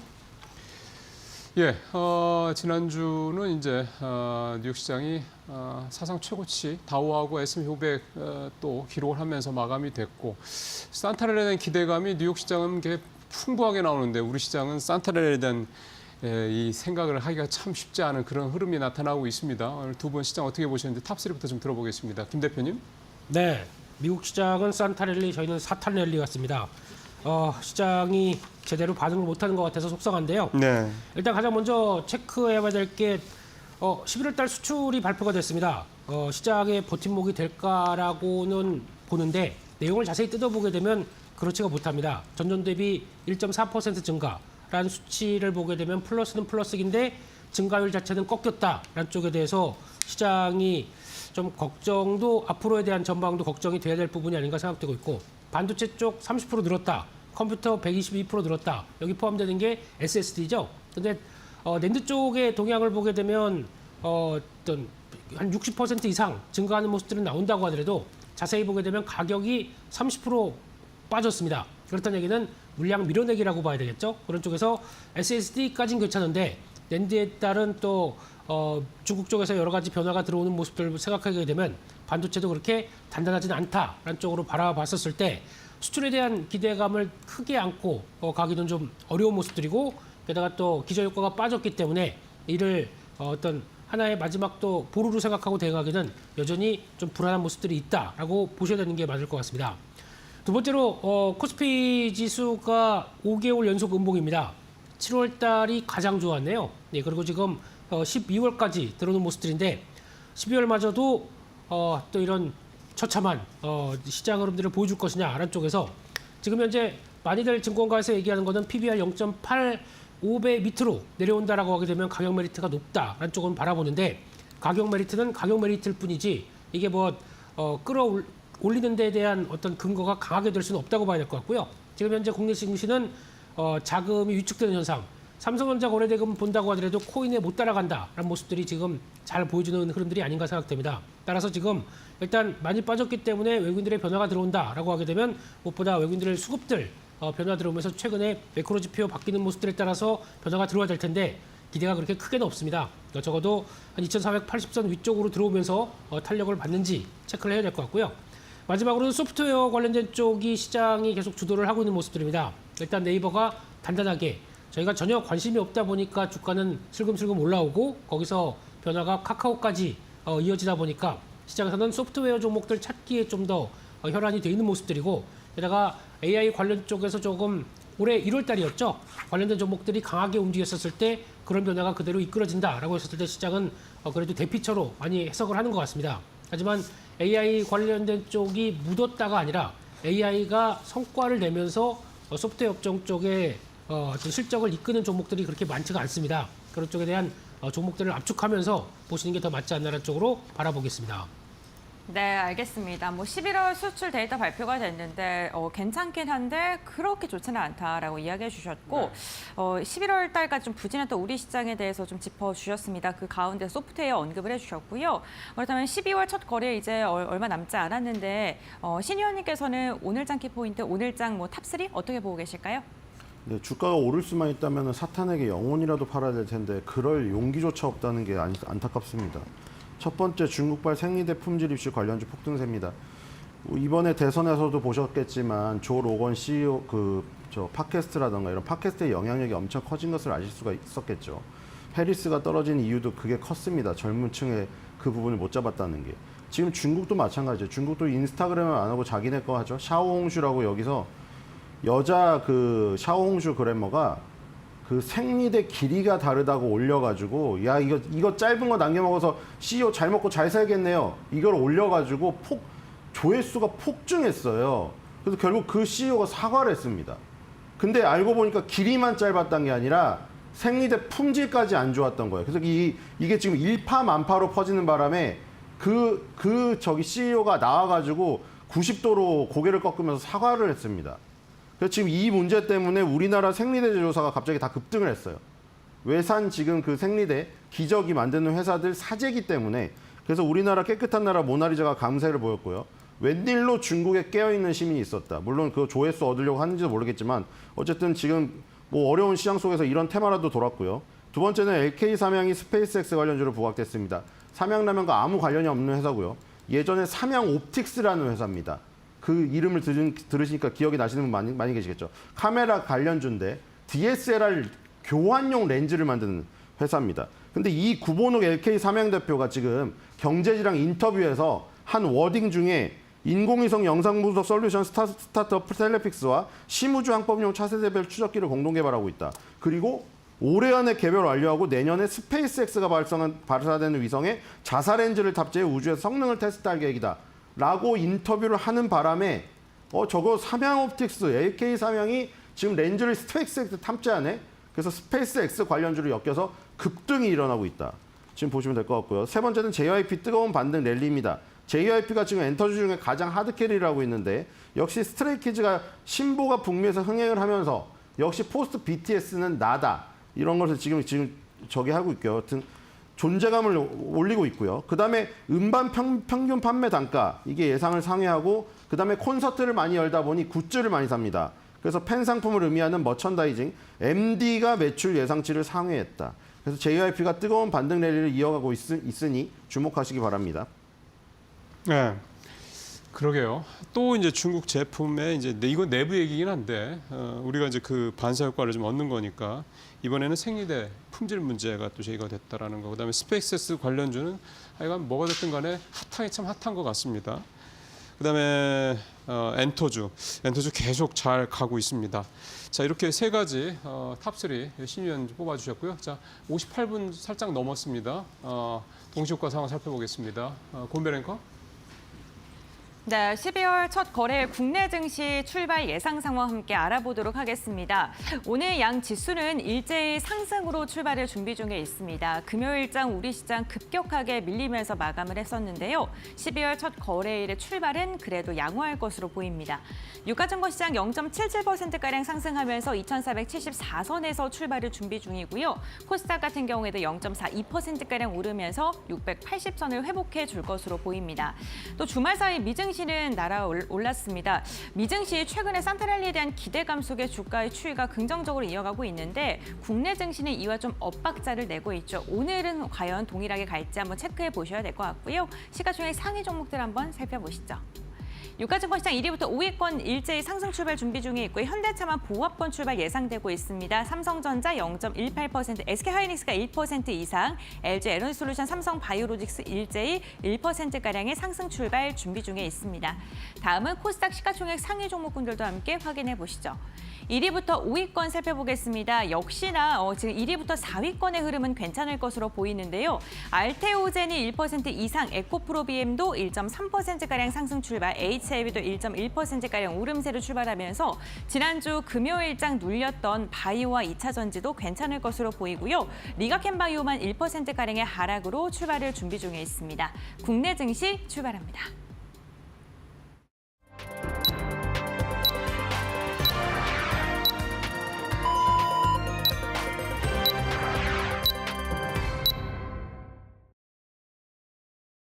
네, 12월 첫째 날, 12월 2일 우리 시장 시작이 됐습니다. 앞서 이제 동시효과 상황에서 좀 확인하셨습니다만 일단 오늘은 우리도 좀 반등을 하면서 출발을 할 것 같습니다. 다행스러운 그런 마음인데 이게 오후장까지 계속 좀 지켜주고 좀 더 상승세가 좀 폭이 좀 올라가면 더 좋을 텐데 그건 또 봐야 되겠죠. 코스피 0.7% 이상, 코스닥도 0.4% 이상 상승할 것으로 전망이 좀 됐는데 지금 실제 장이 좀 보면 0.9% 코스피 거의 1% 육박하는 상승률을 보이고 있네요. 코스닥도 0.9% 넘게 지금 오르는 것으로 현재 나타나고 있습니다. 일단 동시효과보다 조금 더 탄력이 좀 있는 그런 모습이 나타나고 있습니다. 자세한 출발 상황 고은베르커 통해서 하나하나 좀 살펴보겠습니다. 네, 12월 첫 거래 국내 증시 출발을 했습니다. 오늘 일단 양 지수는 일제히 상승으로 출발을 했는데요. 유가증권 시장 0.87%가량 상승 출발이고요. 코스닥도 0.98%가량 오름세로 출발했습니다. 다만 11월 마지막 거래일 국내 증시가 2% 내외로 하락했던 것을 비교한다면 오늘의 출발은 다소 아쉬운 상황입니다. 최근 국내 증시 미국과 디커플링 되는 현상이 지속되고 있는데요. 일부 증권가에서는 내년 상반기까지 그 추세가 이어질 수 있다라는 그런 분석이 나오고 있습니다. 아무래도 미국 시장으로 자금이 많이 빨려 들어가는 이 현상 그리고 일본의 엔캐리 트레이드 청산에 대한 우려가 다시금 불거지면서 국내 증시가 상대적으로 약할 수 있다라는 분석이 나오고 있고요. 다만 오늘장은 반발 매수에 유입되고 있습니다. 그렇다면 시가총액 상위 종목군들은 어떻게 출발했을까요? 유가증권 시장부터 자세히 살펴보시죠. 1위부터 5위권입니다. 오늘 삼성전자 보합권 출발입니다. 동시효과 상황 속에서는 그래도 좀 괜찮은 출발이 예상됐었는데 현재 구간 하락으로 좀 돌아섰고요. 반면 SK하이닉스는 1.1%가량 상승하면서 16만 원 선 다시금 웃도는 모습 나타나고 있습니다. LG에너지솔루션은 3% 이상 상승하고 있습니다. 오늘 13,000원가량 오르면서 39만 5천 원 다시금 40만 원 선을 돌파하기 위해 힘을 내주고 있는 모습이고요. 삼성바이오로직스도 1% 이상 상승하고 있고 현대차도 0.9% 동시효과 상황 속에서는 보합권 출발 예상됐었는데 정규장 시작되고는 출발 상황 괜찮습니다. 전반적으로 금요일장 많이 하락했던 2차 전지 그리고 반도체 시장 흐름은 좀 괜찮은 것으로 나타나고 있고요. 완성차까지도 견조한 움직임 나타나고 있습니다. 특히나 수출 데이터를 봤을 때 차량 수출에 대해서 좀 부담감이 나왔었는데 현대차는 오히려 오늘도 상승하고 있다는 점 체크해 보셔야 될 것 같습니다. 다음 6위부터 10위 살펴보도록 하겠습니다. 네, 오늘 셀트리온도 상승 출발로 했습니다. 최근에 셀트리온 추세 괜찮습니다. 5일 차트를 보게 되더라도 다른 종목들과 다르게 꾸준하게 우상을 하고 있다는 점 체크해 보셔야 될 것 같고요. KB금융 같은 경우는 보합권에서 눈치를 보고 있고 기아는 1.72%가량 상승으로 출발했습니다. 현재 시가총액 9위권에 머무르고 있는 기아고요. 네이버 같은 경우는 오늘도 상승합니다. 1.45%가량 오르면서 20만 9천 원 선 지금 터치를 했습니다. 최근 네이버 국내 증시 외국인 떠나는 가운데서 네이버를 향해서는 꾸준한 러브콜 유입되고 있고요. 이에 발맞춰서 네이버의 주가 추이도 최근에 긍정적인 흐름을 이어가고 있다는 점 체크해 보셔야 될 것 같습니다. 다음 11위부터 15위 살펴보시죠. 네, 신한지주 0.9%, 고려아연 7% 이상 상승하면서 오늘 강한 상승 지금 120만 원 선 돌파를 했습니다. 포스코홀딩스 1% 이상 상승하고 있고요. 현대모비스도 1.8% 그리고 삼성물산도 1.6%가량 상승하면서 오늘 전반적으로 11위부터 15위권까지의 흐름은 굉장히 좋은 모습 나타나고 있고요. 다음 장 함께 살펴보시죠. 네, 삼성생명, LG화학 지금 20위권까지 일제히 상승으로 출발했습니다. 특히나 오늘 금융사들도 오랜만에 흐름 괜찮고요. LG화학 1% 이상 상승하고 있습니다. LG화학이 최근 고전을 면치 못하는 모습이죠. 중국의 저가 공세가 지속적으로 나오면서 나주공장까지로 지금 가동을 멈췄다는 소식이 전해지고 있는데요. 오늘 주가는 오랜만에 반등 시도하고 있고 조선주도 흐름 괜찮습니다. 현대중공업도 현재 구간 0.45%가량 상승하고 있고 삼성화재도 1% 이상 오르면서 오늘 보험사 들의 흐름도 견조한 것으로 확인되고 있습니다. 다음은 코스닥 살펴보겠습니다. 네, 코스닥 1위부터 5위입니다. 알테오젠이 5% 이상 상승하고 있습니다. 금요일장 7%가량 급락세가 나왔기 때문에 반발 매수에 유입되고 있고요. HLB 0.4%, 리가켄바이오 동시효과 상황 속에서는 하락 출발 예상됐었는데 정교장에서 시작하자마자 1% 이상의 상승을 하고 있고요. 에코프로와 에코프로 BM 역시나 2에서 4%가량의 강한 탄력 나오고 있습니다. 네, 다음 장 함께 확인해 보겠습니다. 6위부터 10위 살펴보시죠. 휴재는 오늘 2%가량 빠지고 있고요. 클래시스 1% 이상 상승하면서 의료미용기기 가운데서는 다소 엇갈린 모습 나타나고 있고요. 로봇 기업들은 오늘 한 걸음 쉬어갑니다. 레인보우 로보틱스가 0.6%가량의 하락으로 출발했습니다. 최근에 많이 올랐던 만큼 지금 상승 추세에서 좀 바닥을 좀 다지고 있는 모습이고요. 엔캠 같은 경우 오늘 10% 이상 상승하면서 오늘 2차 전지가 강한 상승 나오고 있다는 점 체크해 보셔야 될 것 같고 엔터주도 오늘 계속해서 꾸준한 추세 이어갑니다. 오늘 JYP 엔터가 0.26%가량 상승으로 출발했습니다. 다음 장 함께 확인해 보겠습니다. 11위부터 15위입니다.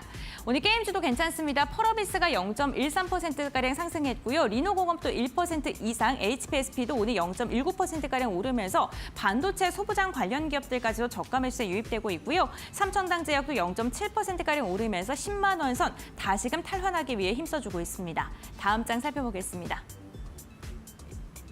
네, 파마리서치 4%가량 상승하면서 20만 원 선 돌파했고요. SM도 0.9% 상승하고 있습니다. 오늘 엔터주들 계속해서 좀 차분하게 상승하고 있다는 모습 특징적이고요. 신성 델타테크 2차 전지 관련 기업 6% 이상 상승하면서 2차 전지의 탄력이 오늘 좀 가장 좋은 것으로 나타나고 있습니다. 에스팜도 2% 이상 상승하고 있습니다. 오늘 전반적으로 시가총액 상위 종목군들의 흐름은 괜찮은 출발 상황 나타나고 있는데요. 전문가들은 오늘장 출발 어떻게 바라보고 있을까요? 지금 바로 알아보시죠. 자, 곤배 랭커 말씀 잘 들었습니다. 저도 쭉 시가총액 상위 종목들 중심으로 좀 보고 있는데 사실 뭐 삼성전자만 지금 살짝 약보합 0.9% 정도 하락한 모습이고 뭐 반도체, 2차 전지, 차, 바이오, 뭐 금융 다 괜찮습니다. 삼성생명도 그렇고 LG화학까지도 오늘 반등을 하고 있고, 오늘은 뭐 하락한 종목 찾기가 오늘 조선주, 현대중공업만 소폭 약보합이고 전체적으로 오늘 강한 모습들이 좀 나타나고 있습니다. 두 분 이제 출발상 어떻게 보시는지 한 분 한 분 좀 말씀 들어보죠. 김민수 대표님 어떻게 보고 계십니까? 네, 분노의 반등입니다. 근데 반등의 탄력이 이제 계속 또 변동성과 함께 좀 테스트를 좀 계속 할 것 같고요. 네. 일단 오늘은 시작이 외국인들 선물 매수로 강화되기 시작하면서 시작합니다. 그렇기 때문에 지난주 금요일 날 나왔던 효과와 같이 맞물린다고 하더라도 가장 핵심은 외국인들 현물을 사줘야 되는데 그게 아직 보이지 않는다는 게 조금 아쉽다고 봐야 될 것 같고요. 게다가 말씀드렸던 2480선 두 가지 조건만 들어오게 되면은 일단 시장의 탄력을 조금 더 키울 수 있는데 아직은 그게 장 초반에는 조금 미진하다라고 봐야 될 것 같고요. 그런 쪽에서 섹터별로 보게 되면 대부분의 섹터가 강세를 보입니다. 그런 쪽에서 가장 많이 움직이는 게 철강, 금속, 그리고 의약품, 화학 쪽. 그러니까 즉 그동안에 해도 너무했다라고 하는 주가를 보이는 섹터들이 좀 강한 모습들로 보여주고 있는데 반대로 종이목재, 섬유의복, 건설 쪽은 좀 약한 모습들이고요. 그래도 이제 미국의 10년물 국채금리가 빠지기 시작하면서 나오는 대표적인 2차 전지 바이오주들이 시장에 조금 더 힘을 보탠다라는 쪽들은 그나마 조금 기대할 요인들이 더 있지 않나라는 쪽으로 바라보고 있습니다. 네, 역시 수급 문제 지적을 하셨고요. 이제 말씀하신 대로 이런 탄력이 조금 더 버텨주고 좀 더 이제 오후에 가서도 좀 지속이 돼야 되는 이 부분들이 이제 상당히 좀 중요할 텐데 일단은 뭐 좀 출발 상황이니까 살펴보도록 하겠습니다. 이번에 이제 신 위원님은 출발 상황 어떻게 보고 계십니까? 일단 그 외국인의 매도세가 아직 그대로입니다. 예. 그래서 찜찜한데 지금 좀 12시 이후까지 지켜봐야 될 것 같네요. 그렇죠. 지금 이 외국인의 매도세가 여기서 트리거 작용을 해가지고 지금 1,400원 돌파 환율이 이루어지면 지금 충격이 올 수도 있고 아직도 원달러 환율 차트는 지금 굉장히 살아있거든요.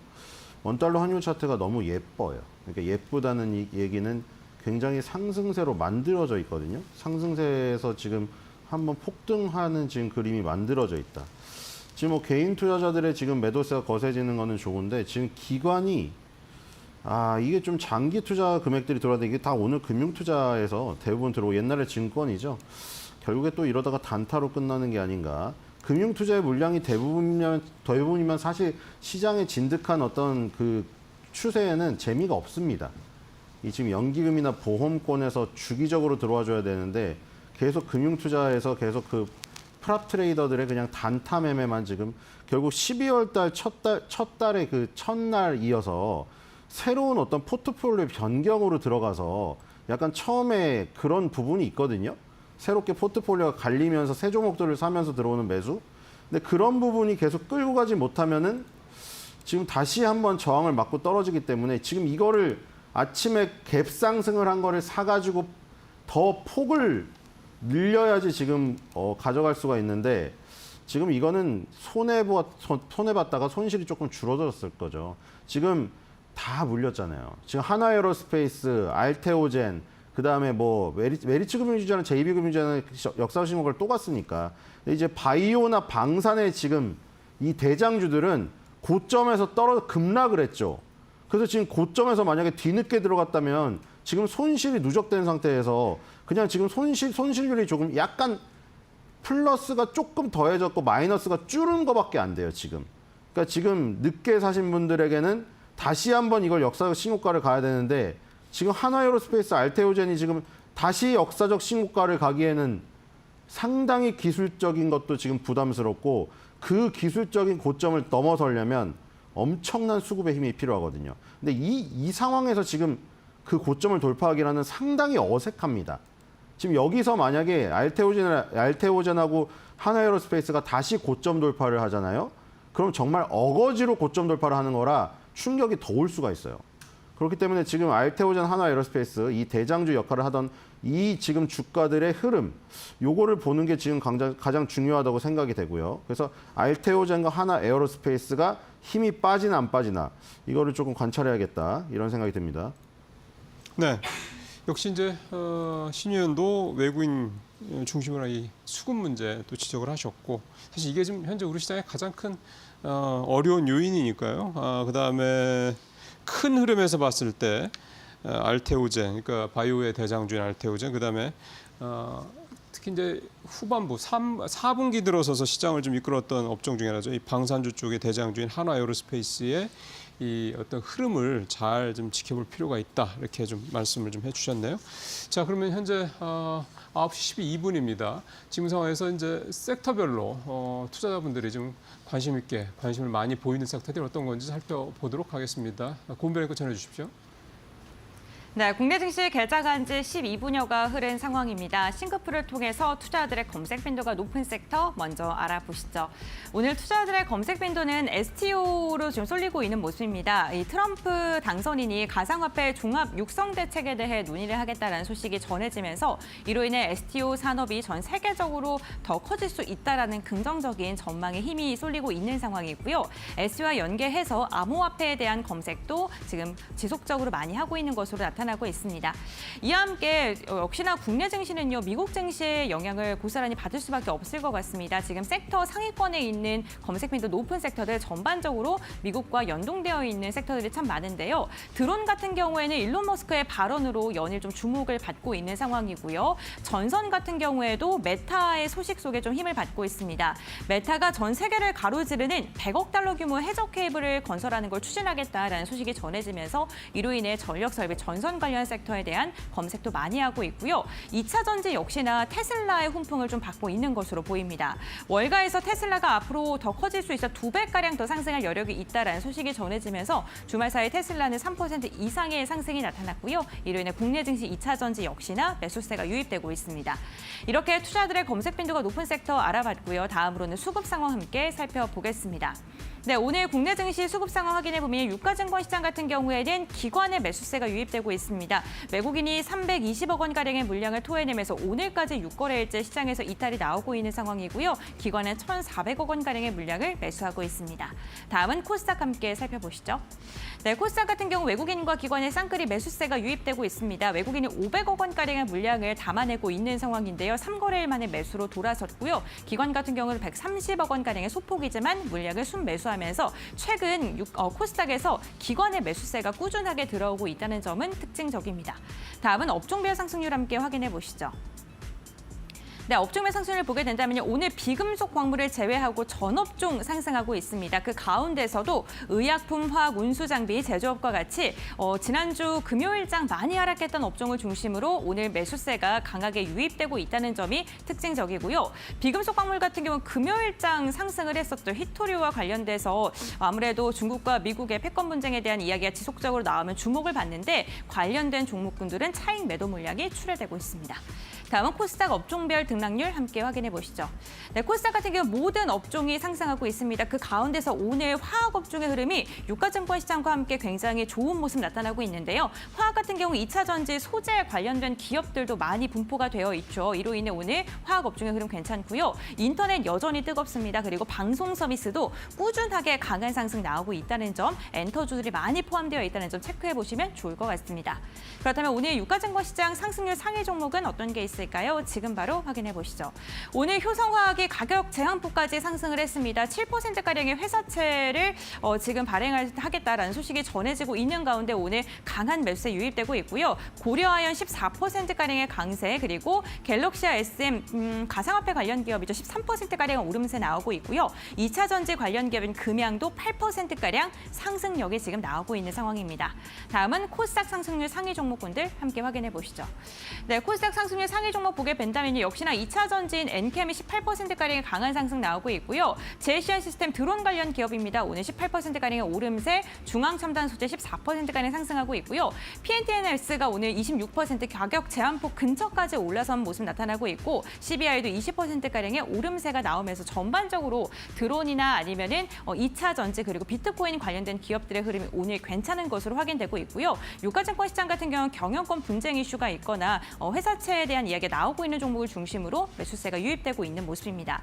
이렇게 개장 직후 특징주까지 함께 확인해봤고요. 전문가들은 어떠한 종목 눈여겨보고 있을까요? 지금 바로 알아보시죠. 자, 두 분 종목별 흐름들 한번 어떻게 보고 계신지 여쭤보겠습니다. 김민수 대표님 어떻게 보고 계십니까? 네, 일단 시작부터 강했던 섹터 중에 하나가 STO 관련된 쪽인 것 같습니다. 근데 시간이 갈수록 약간 좀 무거워지고 있다라는 네. 쪽들도 눈여겨봐야 될 것 같고요. 일단 재료의 시작이 트럼프 대통령의 또 한마디, 또 토큰화를 통해서 미국 시장도 금융의 혁신을 추진하겠다라고 했던 부분들에 대해서 STO에 대한 기대감이 시간 외에도 강했고 그런 흐름들이 이어져 오는데 일단 갤럭시 SM이 가장 강한 상승세를 보이고 있고 그밖에 서울 옥션 정도가 강했다가 차익 매물이 쭉 나오는 모습이라고 하게 되면 일단 지금 추가적으로 탄력을 받기에는 그리고 또 지금 주말 사이에 또 알트코인이 강하게 나오다 보니까 그런 쪽에 기대감은 유입되고 있는데 시장 분위기는 그냥 코인 하자라는 분위기가 아닌가 생각되고 있기 때문에 너무 추격 매수하기는 좀 부담스럽다라고 봐야 될 것 같고요. 두 번째로 종목 중에서 퓨런티어가 또 오늘도 강세입니다. 지금 현재 한 10% 가까운 상승세를 보이면서 다시 추세 반전을 노리고 있다고 봐야 될 것 같고요. 주말 사이에 나왔던 얘기 중에서 테슬라가 드디어 FSD 12.5 여기서 베타를 빼고 이제 13으로 넘어가기 시작하면서 나오는 여러 가지 변화. 그래서 또 타봤더니 좋더라 이런 얘기 나오기 시작하면서 시장에서 반응들이 조금 더 펼쳐진다고 봐야 될 것 같고요. 그런 쪽에서 이제 자율주행은 완성으로 들어갔다라는 기대감들이 가장 높다 보니까 그런 쪽에서 주가 탄력들을 받아가는데 지금 그래도 실질적으로 어떤 매출이 어떻게 나오느냐라는 부분들보다 그래도 시장의 주도주 역할을 하고 있는 쪽이 퓨런티어가 보여지고 있기 때문에 추가적인 탄력들 다시 추세를 강화시키는지 보셔야 될 것 같고요. 마지막으로 캔코아 에어로스페이스가 강세입니다. 그러니까 지금 항공 우주 관련된 쪽의 종목들 쪽에서 그래도 MRO 쪽에 강점이 있다라고 볼 수 있는데 전쟁이 종식되게 되면은 추가적으로 육상, 해상, 항공 쪽에서 물류가 늘어날 텐데 그러면은 항공기로 개조하는 사업 쪽에서 강점이 있는 캔코아 에어로스페이스의 주가가 실적도 같이 좋아지는 게 아니냐 그런 관점 쪽에서 시장이 부각을 받고 있다 이런 쪽도 한번 눈여겨 볼 수 있을 것 같습니다. 네. 김민수 대표 STO 관련주들을 중심으로 쭉 눈에 띄는 종목들 말씀을 좀 해주셨고요. 자, 이번에는 시니어님들 어떤 종목 흐름들 보시는지 말씀 좀 들어보죠. 네, 일단 20포인트에서 더 이상 상승을 못하고 있는 지금 상황이고요. 네. 외국인의 매수세가 붙질 않네요. 자, 지금 그 조선주 계속해서 봐야겠죠. 자, 지금 성강밴드가 대장주라고 말씀드렸는데 피팅주. 지금 2014년도죠. 지금 이게 2007년, 8년에 조선주의 어떤 대호황을 겪지 않으신 분도 계시고 말로만 듣고 아니면 이때를 경험하신 분도 계실 거예요. 근데 진짜 어마어마했거든요. 조선주만 갔어요. 조선주만. 그래서 미친 듯이 가서 그때 현대중공업이 뭐 엄청난 시세를 냈던 때인데 기자재도 마찬가지였죠. 그 당시에 태웅이라는 종목이 코스닥 시총 2위였습니다. 지금 태웅이라는 종목 거의 없어졌죠. 지금 2014년도에 10년 선을 깨고 나서 2024년이니까 무려 10년이죠.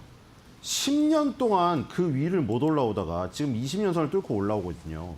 그러니까 지금 시클리컬 업종이라는 거는 이렇게 처음 시작이 됩니다. 맨 밑바닥에서 진바닥이. 그래서 지금 성강밴드 같은 피팅주 같은 경우가 이게 무슨 뭐 장난질을 쳐가지고 움직일 수 있는 종목이 아니거든요. 그래서 지금 20년 선을 돌파해서 올라온다는 거는 그때 말씀드렸다시피 화학이나 철강, 정유 이런 업종이랑은 틀리게 조선업종 같은 경우에는 지금 시클리컬 업종에 뭔가 민감한 부분이 밑바닥에서 태동되고 있다는 것을 의미하는 것으로 생각해도 된다고 말씀을 드렸어요. 그래서 성광밴드는 항상 주목을 하셔야 되고 성광밴드가 뭐 한화 에어로스페이스라던가 알테오젠이라던가 지금 알테오젠 한화 에어로스페이스 지금 3, 4개월 전에 차트로 타임머신 타고 돌아가고 싶은 마음이 든다고 했죠. 타임머신 타고 돌아갈 수는 없으니 그런 초기의 모습을 가진 업종이나 섹터, 종목들을 찾아내는 것이 중요하다. 이런 말씀을 드렸는데 그중에 하나가 조선섹터의 성광밴드 피팅주라고 말씀드릴 수 있겠고요. 그다음에 JYP도 마찬가지죠. JYP가 지금 잘 나가다가 조정을 한번 크게 받았는데 그 밑꼬리의 정확한 부분이 어디냐면 10년선이거든요. 삼성전자에서도 얘기 드렸죠. 삼성전자는 단 한 번도 10년선을 깬 적이 없다고.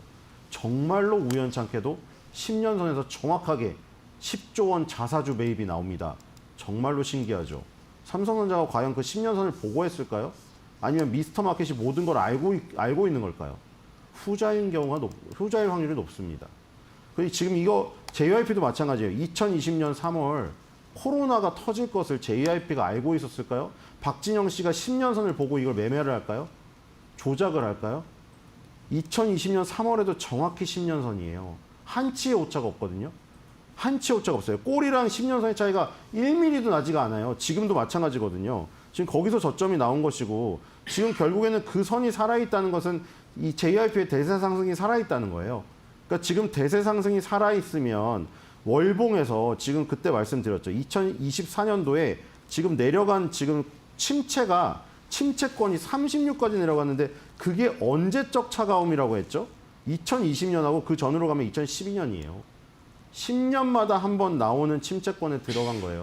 그러니까 여러분들한테 누누이 말씀드렸죠. 항상 리듬감은 뜨거울 때가 아니라 차가울 때 접근해야 되고 물론 차갑다고 해서 그냥 시체처럼 영원히 시체인 것을 건드리면 안 되죠. 근데 기술적으로는 항상 차가운 게 선결 조건이고 거기서 움직일 수 있는 여러 여건들이 내가 원하는 요소들이 결합이 되었을 때는 그때 베팅을 하셔야 됩니다. 인생의 베팅을.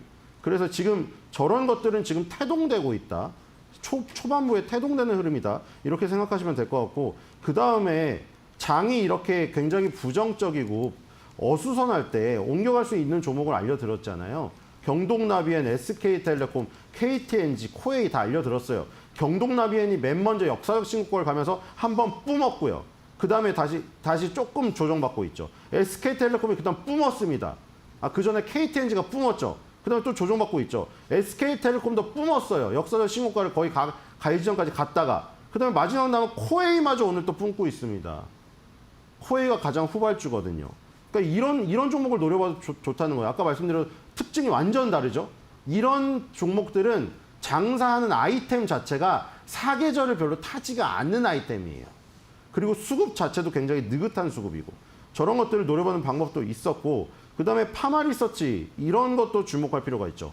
이미 역사적 신고가를 갔는데 이 와중에 역사적 신고가에서 조정이 별로 안 나오고 다시 한번 역대급 실적을 기록하는 지금 역사상 최고 실적이에요. 주가도 역사상 최고가, 실적도 역사상 최고 실적입니다. 그리고 그러면 이제 뭐만 결정되면 되겠어요? 너무 뜨거운 게 식기만 하면 되잖아요. 그러니까 지금 너무 뜨거운 과열권에 들어갔다 과열권 밖으로 빠져나오면서 식었거든요. 그러니까 다시 한번 갈 수 있는 지금 기술적 모습이 완성이 됐죠. 이런 것들을 공략하시면은 지금 시장이 아무리 무슨 제자리 걸음을 하건 밑으로 더 빠져가지고 2024년 8월 달 저점 테스트를 가건 간에 내 계좌는 그냥 계속 수익입니다. 내 계좌는 사탄의 악에서 구할 수가 있어요. 네, 이렇게 하시면 될 것 같습니다. 네, 알겠습니다. 오늘도 뭐 10년봉과 관련돼서 투자의 포인트를 좀 집중적으로 말씀해 주셨고요. 종목별로 좀 다른 특징을 갖고 있는 섹터군들에 대해서 좀 정리를 해 주셨습니다. 그다음 오늘장 키포인트 한 마디씩 들어보도록 할 텐데요. 김민수 대표님 먼저 말씀해 주시죠. 네, 지금 봐도 딱 외국인들 선물로 플레이하는 부분들 빼고는 아직 강하게 턴하는 모습들이 아직 안 나옵니다. 보통 이렇게 되면은 중국 증시 개장 끝나고 그다음에 한 10시 반 정도쯤에서 어느 정도 윤곽이 나와야 되는데 그러기에는 아직 시가총액 3위 종목들 동향을 보다 보니까 지금 삼성전자는 위축돼 있고 거기다 코스닥 쪽에서 알테오젠이 조금 더 힘을 내주려고 하고 있고 그런 몇 가지 흐름 외에는 아직 뚜렷하게 변화가 강하지는 않은 것 같습니다. 따라서 지금은 섹터 쪽으로 계속 대응을 하면서 보시는 게 더 맞겠다라는 쪽으로 시장을 좀 회피하는 쪽에 전략을 쓰는 게 좋을 것 같다고 생각됩니다. 네, 알겠습니다. 아직은 시장보다는 섹터 중심의 대응이 유효하다라고 이야기해 주셨고요. 그렇다면 신 의원님께서 오늘장 키포인트 어떻게 선정하셨을까요? 네, 드디어 즐길 수 있는 포트폴리오가 완성됐습니다. 엔조우 포트폴리오, 엔터조선 그리고 우주항공, 엔조우 포트폴리오로 즐거운 투자를 즐기시기 바랍니다. 네, 알겠습니다. 조선과 우주항공에서 엔터가 또 추가가 됐고요. 포트폴리오 구축 관련돼서 좀 자세히 설명해 주셨으니까 이 부분 참고해 보시면 좋을 것 같습니다. 오늘 말씀 여기까지 듣도록 하겠습니다. 고맙습니다.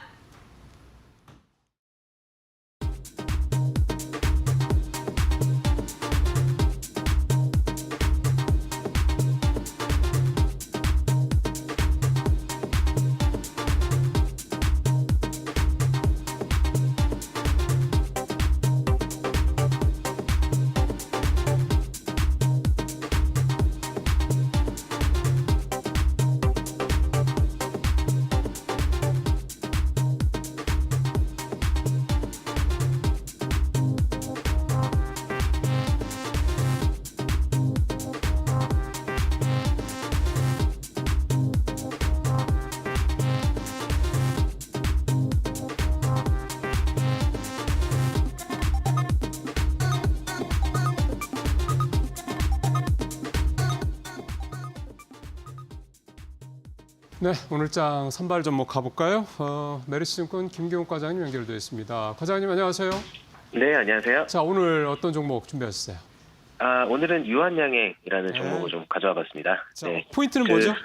네, 투자 포인트 말씀드리겠습니다. 일단은 동사 같은 경우에는 미국의 빅파마인 J&J 이번 연도에 이제 기술 수출을 하면서 최근에 기술 수출하면서 표적항암제인 레이저 티닙의 FDA 승인으로 국내에는 최초의 글로벌 빅파마로부터 로열티를 수령하는 최초의 국내 제약사가 되었습니다. 그리고 신약 승인 이후 이제 급등했던 주가는 미국 시장 진출에 대한 기대감을 어느 정도 반영을 해줬고 최근에 상승 탄력이 좀 떨어지면서 미국 국채금리 상승과 함께한 전체적인 바이오 섹터의 조정으로 급락하는 모습을 보였습니다. 하지만 병용요법으로 승인을 받아낸 레이저 티닙과 얀센의 항체 치료제인 리브리반트 병용에 대한 시장의 기대는 독보적인 치료제로 자리 잡고 있는 아스트라제네카의 표적 치료제인 타그리소를 충분하게 견제할 만한 임상 데이터를 확보를 했고요. 얀센의 공격적인 마케팅 전략에 힘입어서 시장의 점유율을 가져올 거라고 이렇게 예상하고 있는 상황입니다. 또 시장은 레이저 티닙이 28년도 미국에서 블록버스터 매출을 달성하리라고 예상하고 있는데 향후 발표될 장기 생존 기간인 OS 데이터 발표와 그다음에 병용 투여 약제인 리브리반트의 SC 제약의 승인은 그 약점이었던 투약의 편의성 측면에서 동사에게는 큰 모멘텀으로 작용할 전망이 있고요.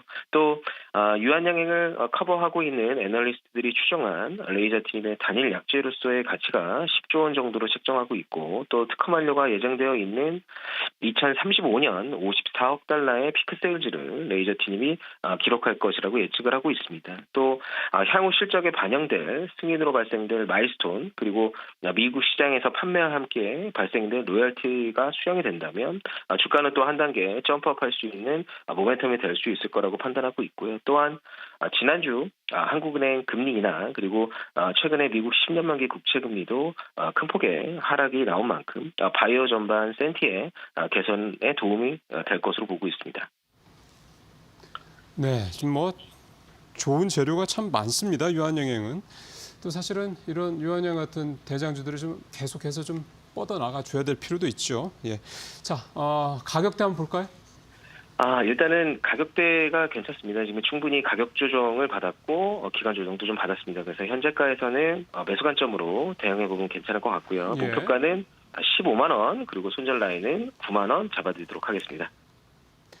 예, 알겠습니다. 과장님 말씀 잘 들었습니다. 네, 감사합니다. 네. 자, 오늘자 선발 종목 오늘 유한영행으로 좀 마무리를 하도록 하겠습니다.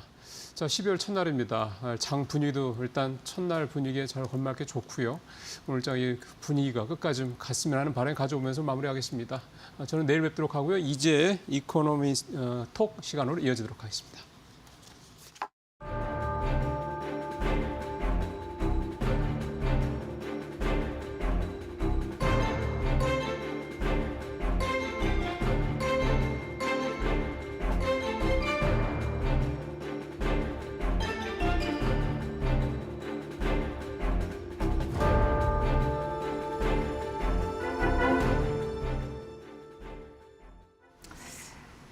네, 이번 주 증시 전략 짤 때 뭐를 감안해서 잘 봐야 되는지 투자 전략 전해드리도록 하겠습니다. 오늘 이 시간은요, 미디어스피어 강정수 박사와 함께 알아보도록 하겠습니다. 박사님 어서 오세요. 안녕하세요. 네, 좀 오늘을 기다렸습니다. 주말 내내 좀 궁금한 점이 많더라고요. 네.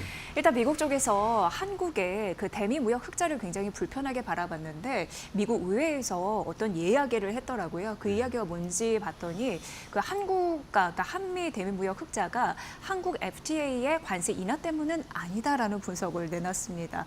그럼 지금 트럼프 2기 행정부에서 엄청나게 한국의 관세 폭탄을 좀 예고했었는데 그 명분이 적어질 수 있다라는 우리로서는 좀 호재로 읽히는데 그 안에서 제가 주목했던 건 자동차 산업을 얘기를 했더라고요. 네. 그래서 박사님이 딱 생각이 났습니다. 어떻게 보셨습니까? 물론 예. 말씀하셨던 것은 미국 의회 조사국이죠. 대단히 예. 중립적으로 의회를 지원하는 기관이라고 볼 수가 있고요. 여기서 보고서를 내서 한국에서의 어떤 미국 입장에서는 대한 무역 적자죠. 한국은 대단히 지금 폭발적으로 대미 무역 흑자가 늘어나고 있는데요. 맞습니다. 이것은 예. 여러분 아시는 것처럼 한미 FTA 결과, 즉 그때 당시에 2016년에 우리가 2.5%의 관세가 없어졌죠. 특히 이제 자동차 부분 이 부분이 없어지면서 이 미국에서 입장에서 볼 때는 무역 적자가 늘어난 것이 아닌가라고 생각을 했었지만 이번 조사 보고서에 따르면 사실상 한국 자동차는 이 2.5%의 관세가 철폐되기 전인 2011년부터 2015년까지 급성장하였고 이 관세는 한국 자동차의 대미 수출에 큰 영향을 주지 않았다라고 분명하게 밝히고 있어요. 네. 객관적인 연구 보고기 때문에 저희 한국 정부로서는 미국과 협상을 할 때 유효한 카드가 될 수 있을 수는 있습니다. 그러나 여러분 아시는 것처럼 트럼프 정부가 지금 하는 것은 대단히 보편적인 관세 정책이거든요. 하나 나라 유럽은 이렇고 영국은 이렇고 일본은 이렇고 한국은 이렇고 다 하나씩 협상하다 보면 다 이거는 끝도 없이 협상만 길어지는 거고 그냥 지금 심지어는 캐나다하고 멕시코 예. 여기는 아예 관세가 없는데도 여기도 그냥 관세를 도입하겠다라고 그냥 선언을 하고 예. 있는 거잖아요. 그렇기 때문에 이러한 보편적 관세 정책에 의해서 한국도 피해가긴 좀 어려울 수는 있다. 하지만 협상하는데 한번 카드를 내밀 수는 있다라는 부분인 거고요. 그래서 골드만삭스 같은 경우에는 지금 트럼프 정부의 어떠한 2기 행정부의 관세 정책을 갖다가 두더지 잡기라고 얘기를 했어요. 여러분 두더지 잡기 아시는 것처럼 하면서 내가 목표물은 여기에 나올 것 같지만 갑자기 여기에 튀어나오면 한 대 때리는 거거든요. 예. 그러면서 옆에 있는 두더지도 맞아버리는 목표로 하지 않은 두더지도 맞아버리는 이러한 형국을 갖다가 지금 골드만삭스에서는 두더지 잡기식 관세 정책을 트럼프가 전개할 가능성이 높다. 이렇기 때문에 한국이든 어느 나라든 예외가 없을 거고 부가적인 피해들이 많이 예상된다고 지금 예측하고 있는 거기 때문에 저희가 마음을 놓을 수 있는 상태는 아니라고 볼 수 있습니다. 네, 지금 어쨌든 트럼프 2기 행정부가 도입한 고유 관세에 따라서 그 미국 내에서도 여러 가지 정치적인 목소리, 우려의 목소리가 나오고 있습니다. 어찌됐건 우리가 관세, 그러니까 고율 관세에 대한 우려감을 일단 가져가야 될 것 같고요. 생각은 해야 될 것 같고요. 그리고 내년 5월께 보다 큰 관세 정책 패키지가 발표될 가능성도 좀 목소리가 나왔거든요. 참고해 보시면 좋을 것 같습니다. 그리고 또 하나의 좀 신경 쓰이는 이슈가 나왔는데 이게 뭐냐면 중국 지금 주요 자동차 주식들이 강세를 보이고 있는데 이게 중국과 EU에 좀 껄끄러운 이슈가 있었거든요. 근데 둘이 다시금 좀 타협점을 찾을 가능성이 있다라는 이슈가 나왔습니다. 작년 10월까지만 해도 중국이 유럽 연합이 중국의 그 자동차에 대해서 최대 그러니까 전기차죠 45.3% 관세를 물리고 했는데 이게 타협될 가능성이 있다라는 겁니다. 지금 우리로서 신경 쓰이는 거는 유럽 시장에서 중국 그 차 점유율이 가파르게 좀 성장하고 있어서요. 신경이 쓰이는 이슈인데 어떻게 좀 바라봐야 될까요? 계속 협상을 해왔었고요. 협상의 실행 시기는 7월 1일부터였어요. 7월 1일 전까지 유럽 각국의 입장들이 달랐습니다. 여러분 가장 주요하게는 프랑스, 중국에다가 차량을 가장 많이 수출하고 있는 독일 입장에서는 보복 관세가 들어왔기 때문에 가장 강력하게 이것을 반대하고 있었고요. 그러나 이제 프랑스하고 이탈리아 같은 경우에는 자동차 강국임에도 불구하고 중국 수출량이 없었기 때문에 이러한 자국 내 산업을 보호하기 위해서 중국 관세를 대단히 옹호하고 있었는데요. 다시 실행이 됐음에도 불구하고 독일이 끊임없이 이 문제에 대한 이견을 제시하면서 이 조정이 나오고 있습니다. 그런데 이제 문제가 되고 있는 것은 1월부터 10월까지 유럽 전체에서 판매량 중에서 여러분 무려 11%가 중국 자동차였어요. 그러니까 이런 건 엄청난 거고요. 물론 이것들이 이제 7월 이후에는 좀 주춤해 보이는 현상들을 보여주고 있지만 그럼에도 불구하고 대단히 강력하다라는 부분들을 볼 수가 있다라는 거고요. 이것들이 만약에 관세 장벽마저도 무너지게 되면 다시 잠깐 효과를 봤던 주춤했던 것들이 풀려지게 되면 유럽 같은 경우에는 오히려 대단히 이 중국차의 가격 경쟁력이라는 건 여러분 흔히 말해서 품질 대비 가격 경쟁력입니다. 그러니까 저 정도 품질에 저 정도 가격이면은 살만하다라는 뜻이라고 볼 수가 있는데요. 이런 가격 경쟁력의 매력이 있기 때문에 이 부분들이 유럽 자동차 시장에 대단히 좋지 않은 영향을 미칠 가능성이 대단히 높습니다. 근데 왜 독일이 이러한 무리수를 두는가? 왜냐하면 여러분 아시는 것처럼 폭스바겐 같은 경우 독일 공장에 있는 3개 공장을 지금 폐쇄하기로 했고 보쉬 같은 경우도 5,000명을 해고하기로 하고 지금 독일 자동차 산업이 거의 도미노 현상처럼 하나하나가 연쇄적으로 붕괴되고 있는 상황인데도 불구하고 왜 독일 같은 경우에 이런 중국 차량의 공세를 막지 않냐면은 지금 현재로서는 붕괴되고 있지만 폭스바겐만 예를 든다라면 폭스바겐은 중국에서 전체 폭스바겐 매출량의 약 33%가 중국에서 나오고 있었어요. 이건 거의 BMW라든지 벤츠도 비슷합니다.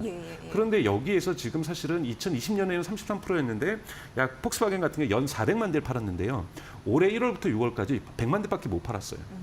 그러면은 거의 올해 7월부터 10월까지 쳐서 100만 대 또 판다고 쳐도 200만 대면은 반토막이 난 거거든요.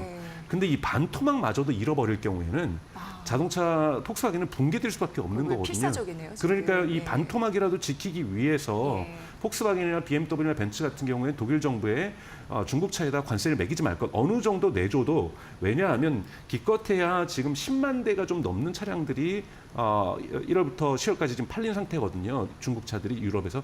이 정도는 감내해야 된다라고 보고 있는 거죠. 그렇다면 이런 생각도 할 수 있을 것 같아요. 그 유럽 쪽에서도 중국을 어쨌든 가져가야 될 그 파트너라고 생각하는데 근데 미국하고도 껄끄러우니까 일단 공급처 다변화 이런 걸 신경 쓸 것 같거든요. 그러면은 왠지 우리가 끼어들 자리가 좀 먹을 자리가 있을지. 그것이 가장 큰 문제죠. 우리 한국 같은 경우에는 지금 여러분 아시는 것처럼 기아라든지 현대차 같은 경우에는 미국에서 올해 1월부터 10월부터 볼 때는요. 전년도 대비 60% 성장했어요. 그러니까 미국 시장은 지금 대단히 현대하고 기아차에게 엄청난 호재로 작동을 하고 있고요. 하지만 유럽 시장도 나름대로의 시장을 점유하고 있었는데 유럽에서 경쟁력을 잃을까에 대한 두려움이 좀 있는 거고요. 지금 중국 차들이 가장 공략을 많이 하고 있는 시장은 여러분 브라질하고 태국입니다. 브라질하고 태국. 예, 전통적으로 일본 차들이 공략하고 있었던 데를 갖다가 지금 BRD 같은 경우가 브라질과 태국을 공략하고 있는 거고요. 이걸 갖다가 닭갈비 정책이라고도 하는 영어 표현을 쓴데 치킨 립이라는 정책을 써요. 그러니까 즉 이 하나하나 이 실제로 이 갈비살처럼 중간중간에 이 부분들을 쳐내면서 큰 시장은 가지 않지만 미국 시장은 막혀 있지만 중국차 입장에서 유럽 같은 경우는 지금 관세 정책에 걸려 있고 물론 이거 협상에 대해서 우호적인 관계로 전환될 수 있지만 야금야금 네. 큰 시장은 아니지만 앞으로 성장 가능성이 높은 브라질이나 지금 태국을 공략하고 있고 이 브라질하고 태국 공략하고 동남아 공략하는 것은 지금 현재 토요타하고 혼다에게 되게 치명적인 수즈키라든지 치명적인 상처를 주고 있는 상태고요. 네. 그래서 지금 전 세계에 있어서 중국 자동차가 미국을 제외한 곳에서는 전통적인 독일 기업이나 유럽 기업들 그리고 일본 기업들을 갖다가 시장 경쟁력들을 크게 약화시키고 있는 것은 맞습니다. 네. 네. 특히 이제 중국 같은 경우에는 사실 강력한 보조금 정책도 뒷받침해주고 어쨌든 배터리 그 부흥시키기 위해서 엄청난 또 정책적인 또 지원에다가 그 경쟁력 제고 이런 부분 좀 맞서고 있는 상황인 네네네. 것 같아요. 시장 가격 경쟁력이 왜 나오냐면 네, 여러분 네. 아시는 것처럼 지금 리튬 가격은 역사상 가장 낮은 가격을 2024년에 형성을 하고 있거든요. 리튬? 리튬이요, 예, 예, 리튬이요. 네. 근데 리튬 정제가 되게 중요한데 60%가 지금 중국에서 이루어지고 있어요. 네. 그러면 중국은 리튬의 정제에서부터 그다음에 배터리의 제조라고 할 수 있는 CATL이나 BYD 대단히 큰 회사들이죠. 여기에서 흔히 말하는 과잉 생산을 하게 하면서 가격을 크게 낮추고 있거든요. 그러다 보니까 중국 자동차의 가격 경쟁력이 확실하게 높다라고 볼 수가 있고 이것을 현대기아차가 또 비교하기에는 사실은 가격 경쟁력에서 뒤처진다고 볼 수가 있죠. 리튬 가격 자체가 배터리 가격 자체가 전기차에서는 가장 큰 비중이기 때문에 이 부분에서는 불리한 구조라고 볼 수가 있습니다. 네. 네. 그럼 현대 기아차가 좀 뭐랄까 그 미국 시장에서는 폭발적으로 성장을 하고 있는데 유럽 시장에서는 좀 막혀 있다고 보시는 건가요? 뭐 막혀 있다기보다는 네. 우선은 현대 같은 경우에는 중국차하고 경쟁하기에는 모델 라인업들을 확대해 줘야 됩니다. 지금 모델 라인업을. 예, 그러니까 지금 모델 라인업이 그렇게 좋지는 않았는데요. 지금 현대가 지금 빠른 속도로 현대 기아차가 EV6에서 EV3라든지 EV4도 만들고 있고 EV9도 만들고 있고 아이오닉 같은 경우에도 아이오닉 9도 만들고 있고 이러면서 대형이라든지 소형까지 해서 또는 캐스퍼도 마찬가지고요. 네. 좀 이제 라인업들이 좀 이제 완성되어 가고 있다라고 볼 수가 있는 거고 이 라인업들이 완전히 완성되는 2025년 상반기부터는 나쁘지 않은 성과를 낼 거라고 보고 있고요. 또 하나는 현대 기아차의 자동차 전기차 생산 캐파입니다. 그러니까 캐퍼시티입니다. 그러니까 즉 기아차가 2024년 목표로 하는 것이 약 30만 7천 대 정도로 생산을 목표로 하고 있고 현대차가 한 40만 대를 목표로 하고 있어요. 합쳐도 70만 대 정도밖에 되지 않거든요. 이 수치를 갖다가 어떻게 100만 대 이상으로 끌어올릴 것인가. 네. 지금 미국이라든지 동남아라든지 유럽에서 수요는 충분히 현대 기아차는 브랜드 가치도 좀 있고 상승하고 있으면서 판매처들이 늘어나고 있거든요. 이렇게 된다면 충분히 이 수요를 맞춰줄 수 있는 생산량을 끌어내는 것이 현대 기아차에게 되게 중요한 과제다. 그리고 모델 라인업을 확충을 2024년에 못했지만 2025년에는 완성이 된다면 충분히 2025년에도 현대 기아차의 경쟁력들은 좀 있을 거라고 보고 있습니다. 문제는 다만 중국 차들이 이제 1단계에서 전기차에서 네. 전기차의 소프트웨어를 가미하는 이런 식으로 소프트웨어 중심으로 자동차를 변화시키고 있는데 현대 기아차도 그걸 위해서 노력하고 있어요. 여기 얼마나 보조를 맞춰줄 것인가, 여기서 얼마나 기술 경쟁력을 가질 수 있을 것인가도 2025년 중요한 관전 포인트라고 볼 수가 있습니다. 중요한 말씀해 주신 것 같습니다. 사실 유럽 배터리의 희망으로 불렸던 노스벨트가 파산 신청을 하면서 네. 유럽도 굉장히 긴장하고 있을 것 같아요. 중국은 또 같이 가야 되고 우리나라가 그쪽으로 조금 더 시장 점유율을 넓히기 위해서 과제는 있는 듯합니다. 네. 잘 말씀해 주신 것 같고요.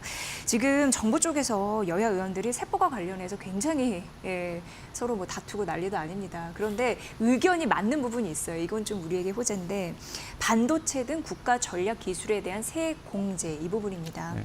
이 부분이 5%포인트 올리기로 한 칩스법.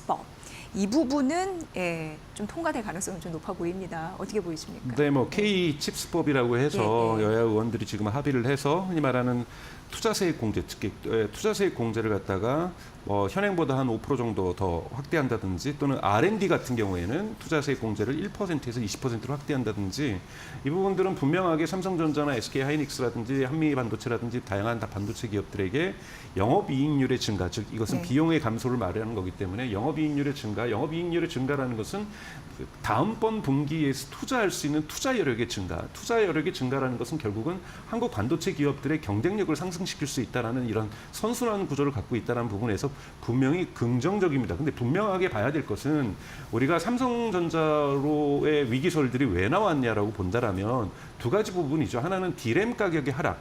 이 D램 가격의 하락이라는 것은 PC 시장 자체가 상승세를 못하면서 수요가 늘지 않고 있기 때문에 당연하게 공급은 많아졌고 중국 업체들도 공급을 하다 보니까 D램 가격이 하락되는 거고 이건 영업이익률의 하락을 얘기하는 거고 예. 그리고 삼성전자 입장에서 보면 HBM이 아직까지는 공식적으로 엔비디아에 납품되고 있지 못하는 거잖아요. 이것도 그리고 1, 2개월의 끌 문제를 갖다가 거의 지금 6개월째 끌고 있단 말이에요. 뭐 매일매일 검사하는 것도 아닐 텐데 저는 이것이 무언가에 계속해서 지속되고 있는 건 위기 징후라는 거고 지금 정치권에서는 한국의 반도체 산업에 대한 우호적 분위기가 이제나마 그래도 형성된 것은 좋다고 볼 수 있으나 예. 이것이 지금 삼성전자가 갖고 있는 본원적인 위기 탈출의 어떤 해법이라고 저는 보지는 않습니다. 네. 네, 그 말씀 좀 잘해준 것 같습니다. 지금 문제가 되고 있는 게 반도체 업종에서도 그 범용 D램 가격이 추락을 하고 있다고 합니다. 네. 이게 이달 들어서 20% 툭 떨어졌는데 1년 2개월 만에 최저치다라고 네. 얘기를 하고 있는 상황이고요. 그 원인이 그리고, 예. 그 원인이 이번에 예. 여러분 델하고 휘렛패카드의 HP의 3분기 실적 발표를 보면 그것이 명확하게 나타나고 있어요.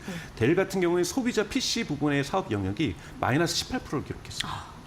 그러니까 휘렛패카드는 뭐 1%밖에 아니지만 델이, 델이 가장 많이 예. 소비자용 PC를 파는데 델의 소비자용 PC 매출량이 18%가 3분기에 줄었다라는 거예요. 그거는 올해 초에는 PC 시장이 회복되겠구나. 즉 코로나 위기 때 한번 PC에 대한 교체 수요가 크게 발생했었고 이제 충분히 3, 4년이 지났으니 PC를 교체하겠구나. 그리고 또 올해 24년 1월 달 여러분 기억하실 거예요. AI PC가 나온다 그래서 뭔가 네. PC에 대한 새로운 수요가 만들어지겠구나 기다리는 했는데 거죠. 전혀 네. 그런 부분들이 나오지 않았다라는 것. 예. 이건 분명히 지금 시장에서 PC 수요 교체, 즉 고가의 제품에 대한 교체를 가정에서 꺼리고 있다라는 것을 분명하게 보여주고 있는 거기 때문에 이렇게 PC에 대한 시장이 줄어든다는 것은 D램에 대한 수요가 명확하게 줄어든다는 거고 중국의 저가 D램이 여기에 공세에 들어오고 있다라는 거고 당연히 삼성전자 입장에서는 랜드 프레시도 마찬가지고 DDR도 마찬가지고 여기에서 이익률을 높이기 어려운 판매량을 높이기도 어렵고 이익률도 높이기 어려운 상황에 처해 있다고 볼 수가 있습니다. 네, 그러니까 고가 AI PC 같은 경우에도 기다렸는데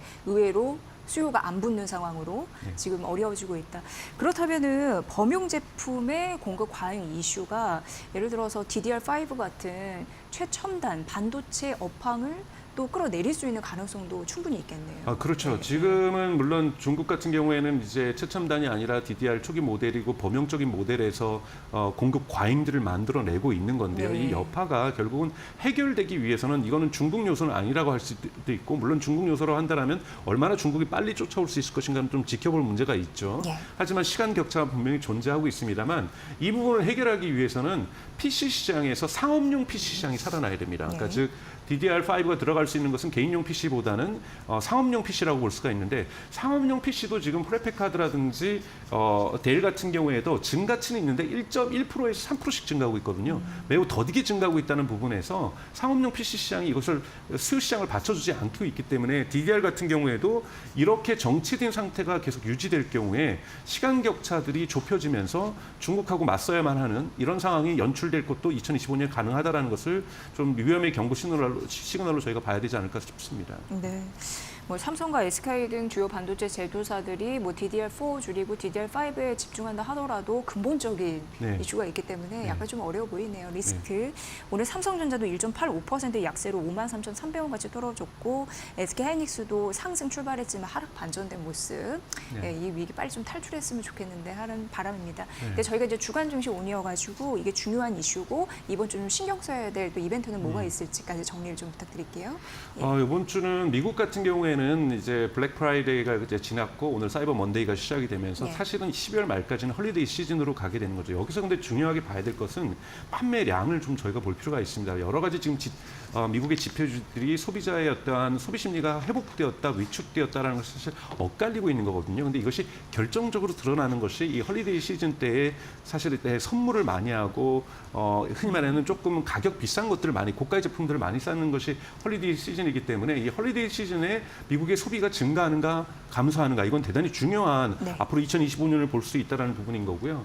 또 하나 뭐 주식시장하고 관계되지는 않지만 대단히 지금 논쟁이 되고 있는 것은 여러분도 아시는 비트코인이 10만 달러 기준을 네. 넘을 것이냐 안 넘을 것이냐 여기에 또 음모론까지 있죠. 10만 달러를 막아서고 있는 이러한 숏 진영들이 대단히 거세게 있기 때문에 지금의 유동성 불량 자체가 이것을 넘어설 수 있느냐 없느냐도 사실은 경기의 어떤 지표로서 특히 뭐 지금 인과관계는 아니지만 상관관계로 SP와 SB 지수와 지금 비트코인이 상관관계를 보여주고 있기 때문에 이 부분에서 이번 주에도 10만 달러를 못 누르고 다시 하락하느냐, 다시 도전해서 극복해서 이겨낼 수 있느냐 이것도 사실은 대단히 중요한 관전 포인트라고 볼 수가 있습니다. 네, 저희가 지금 가상화폐 관련주 보여드리고 있는데 장 초반부터 불기둥이 나타나네요. 네. 네, 투자 심리, 머니무브가 좀 그쪽으로 가고 있는 현상은 나타나고 네. 미국 쪽은 산타 랠리에 대한 기대감은 있는데 우리 시장이 약간 좀 아쉬워서 네. 이런 부분 좀 탈동조화되어 있다 이렇게 정리해드릴 수 있을 것 같습니다. 자, 오늘 주간 증시온 함께했고요. 미디어스피어의 강정수 박사님의 아주 잘 분석 들었습니다. 고맙습니다. 네, 고맙습니다. 네, 이제 국내의 경기 둔화 우려가 좀 커지고 있잖아요. 2,500선 6거래일 만에 내줬는데 오늘 좀 여의치는 않습니다. 지금 시가가 고가입니다. 점점 추락을 하고 있는 상황이고요. 코스피도 강법권 상승에만 유지하고 있고 코스닥은 하락 전환됐습니다. 외국인은 코스피에서 매도고요. 여전히 좀 삼성전자는 4거래 연속 빠진 흐름들 나타내주고 있습니다. 자, 저희가 마켓나우 2부에서 오전장 전략 조금 더 종목을 위주로 이슈를 위주로 받을 테니까 마켓나우 2부에서 잠시 후에 뵙도록 하겠습니다.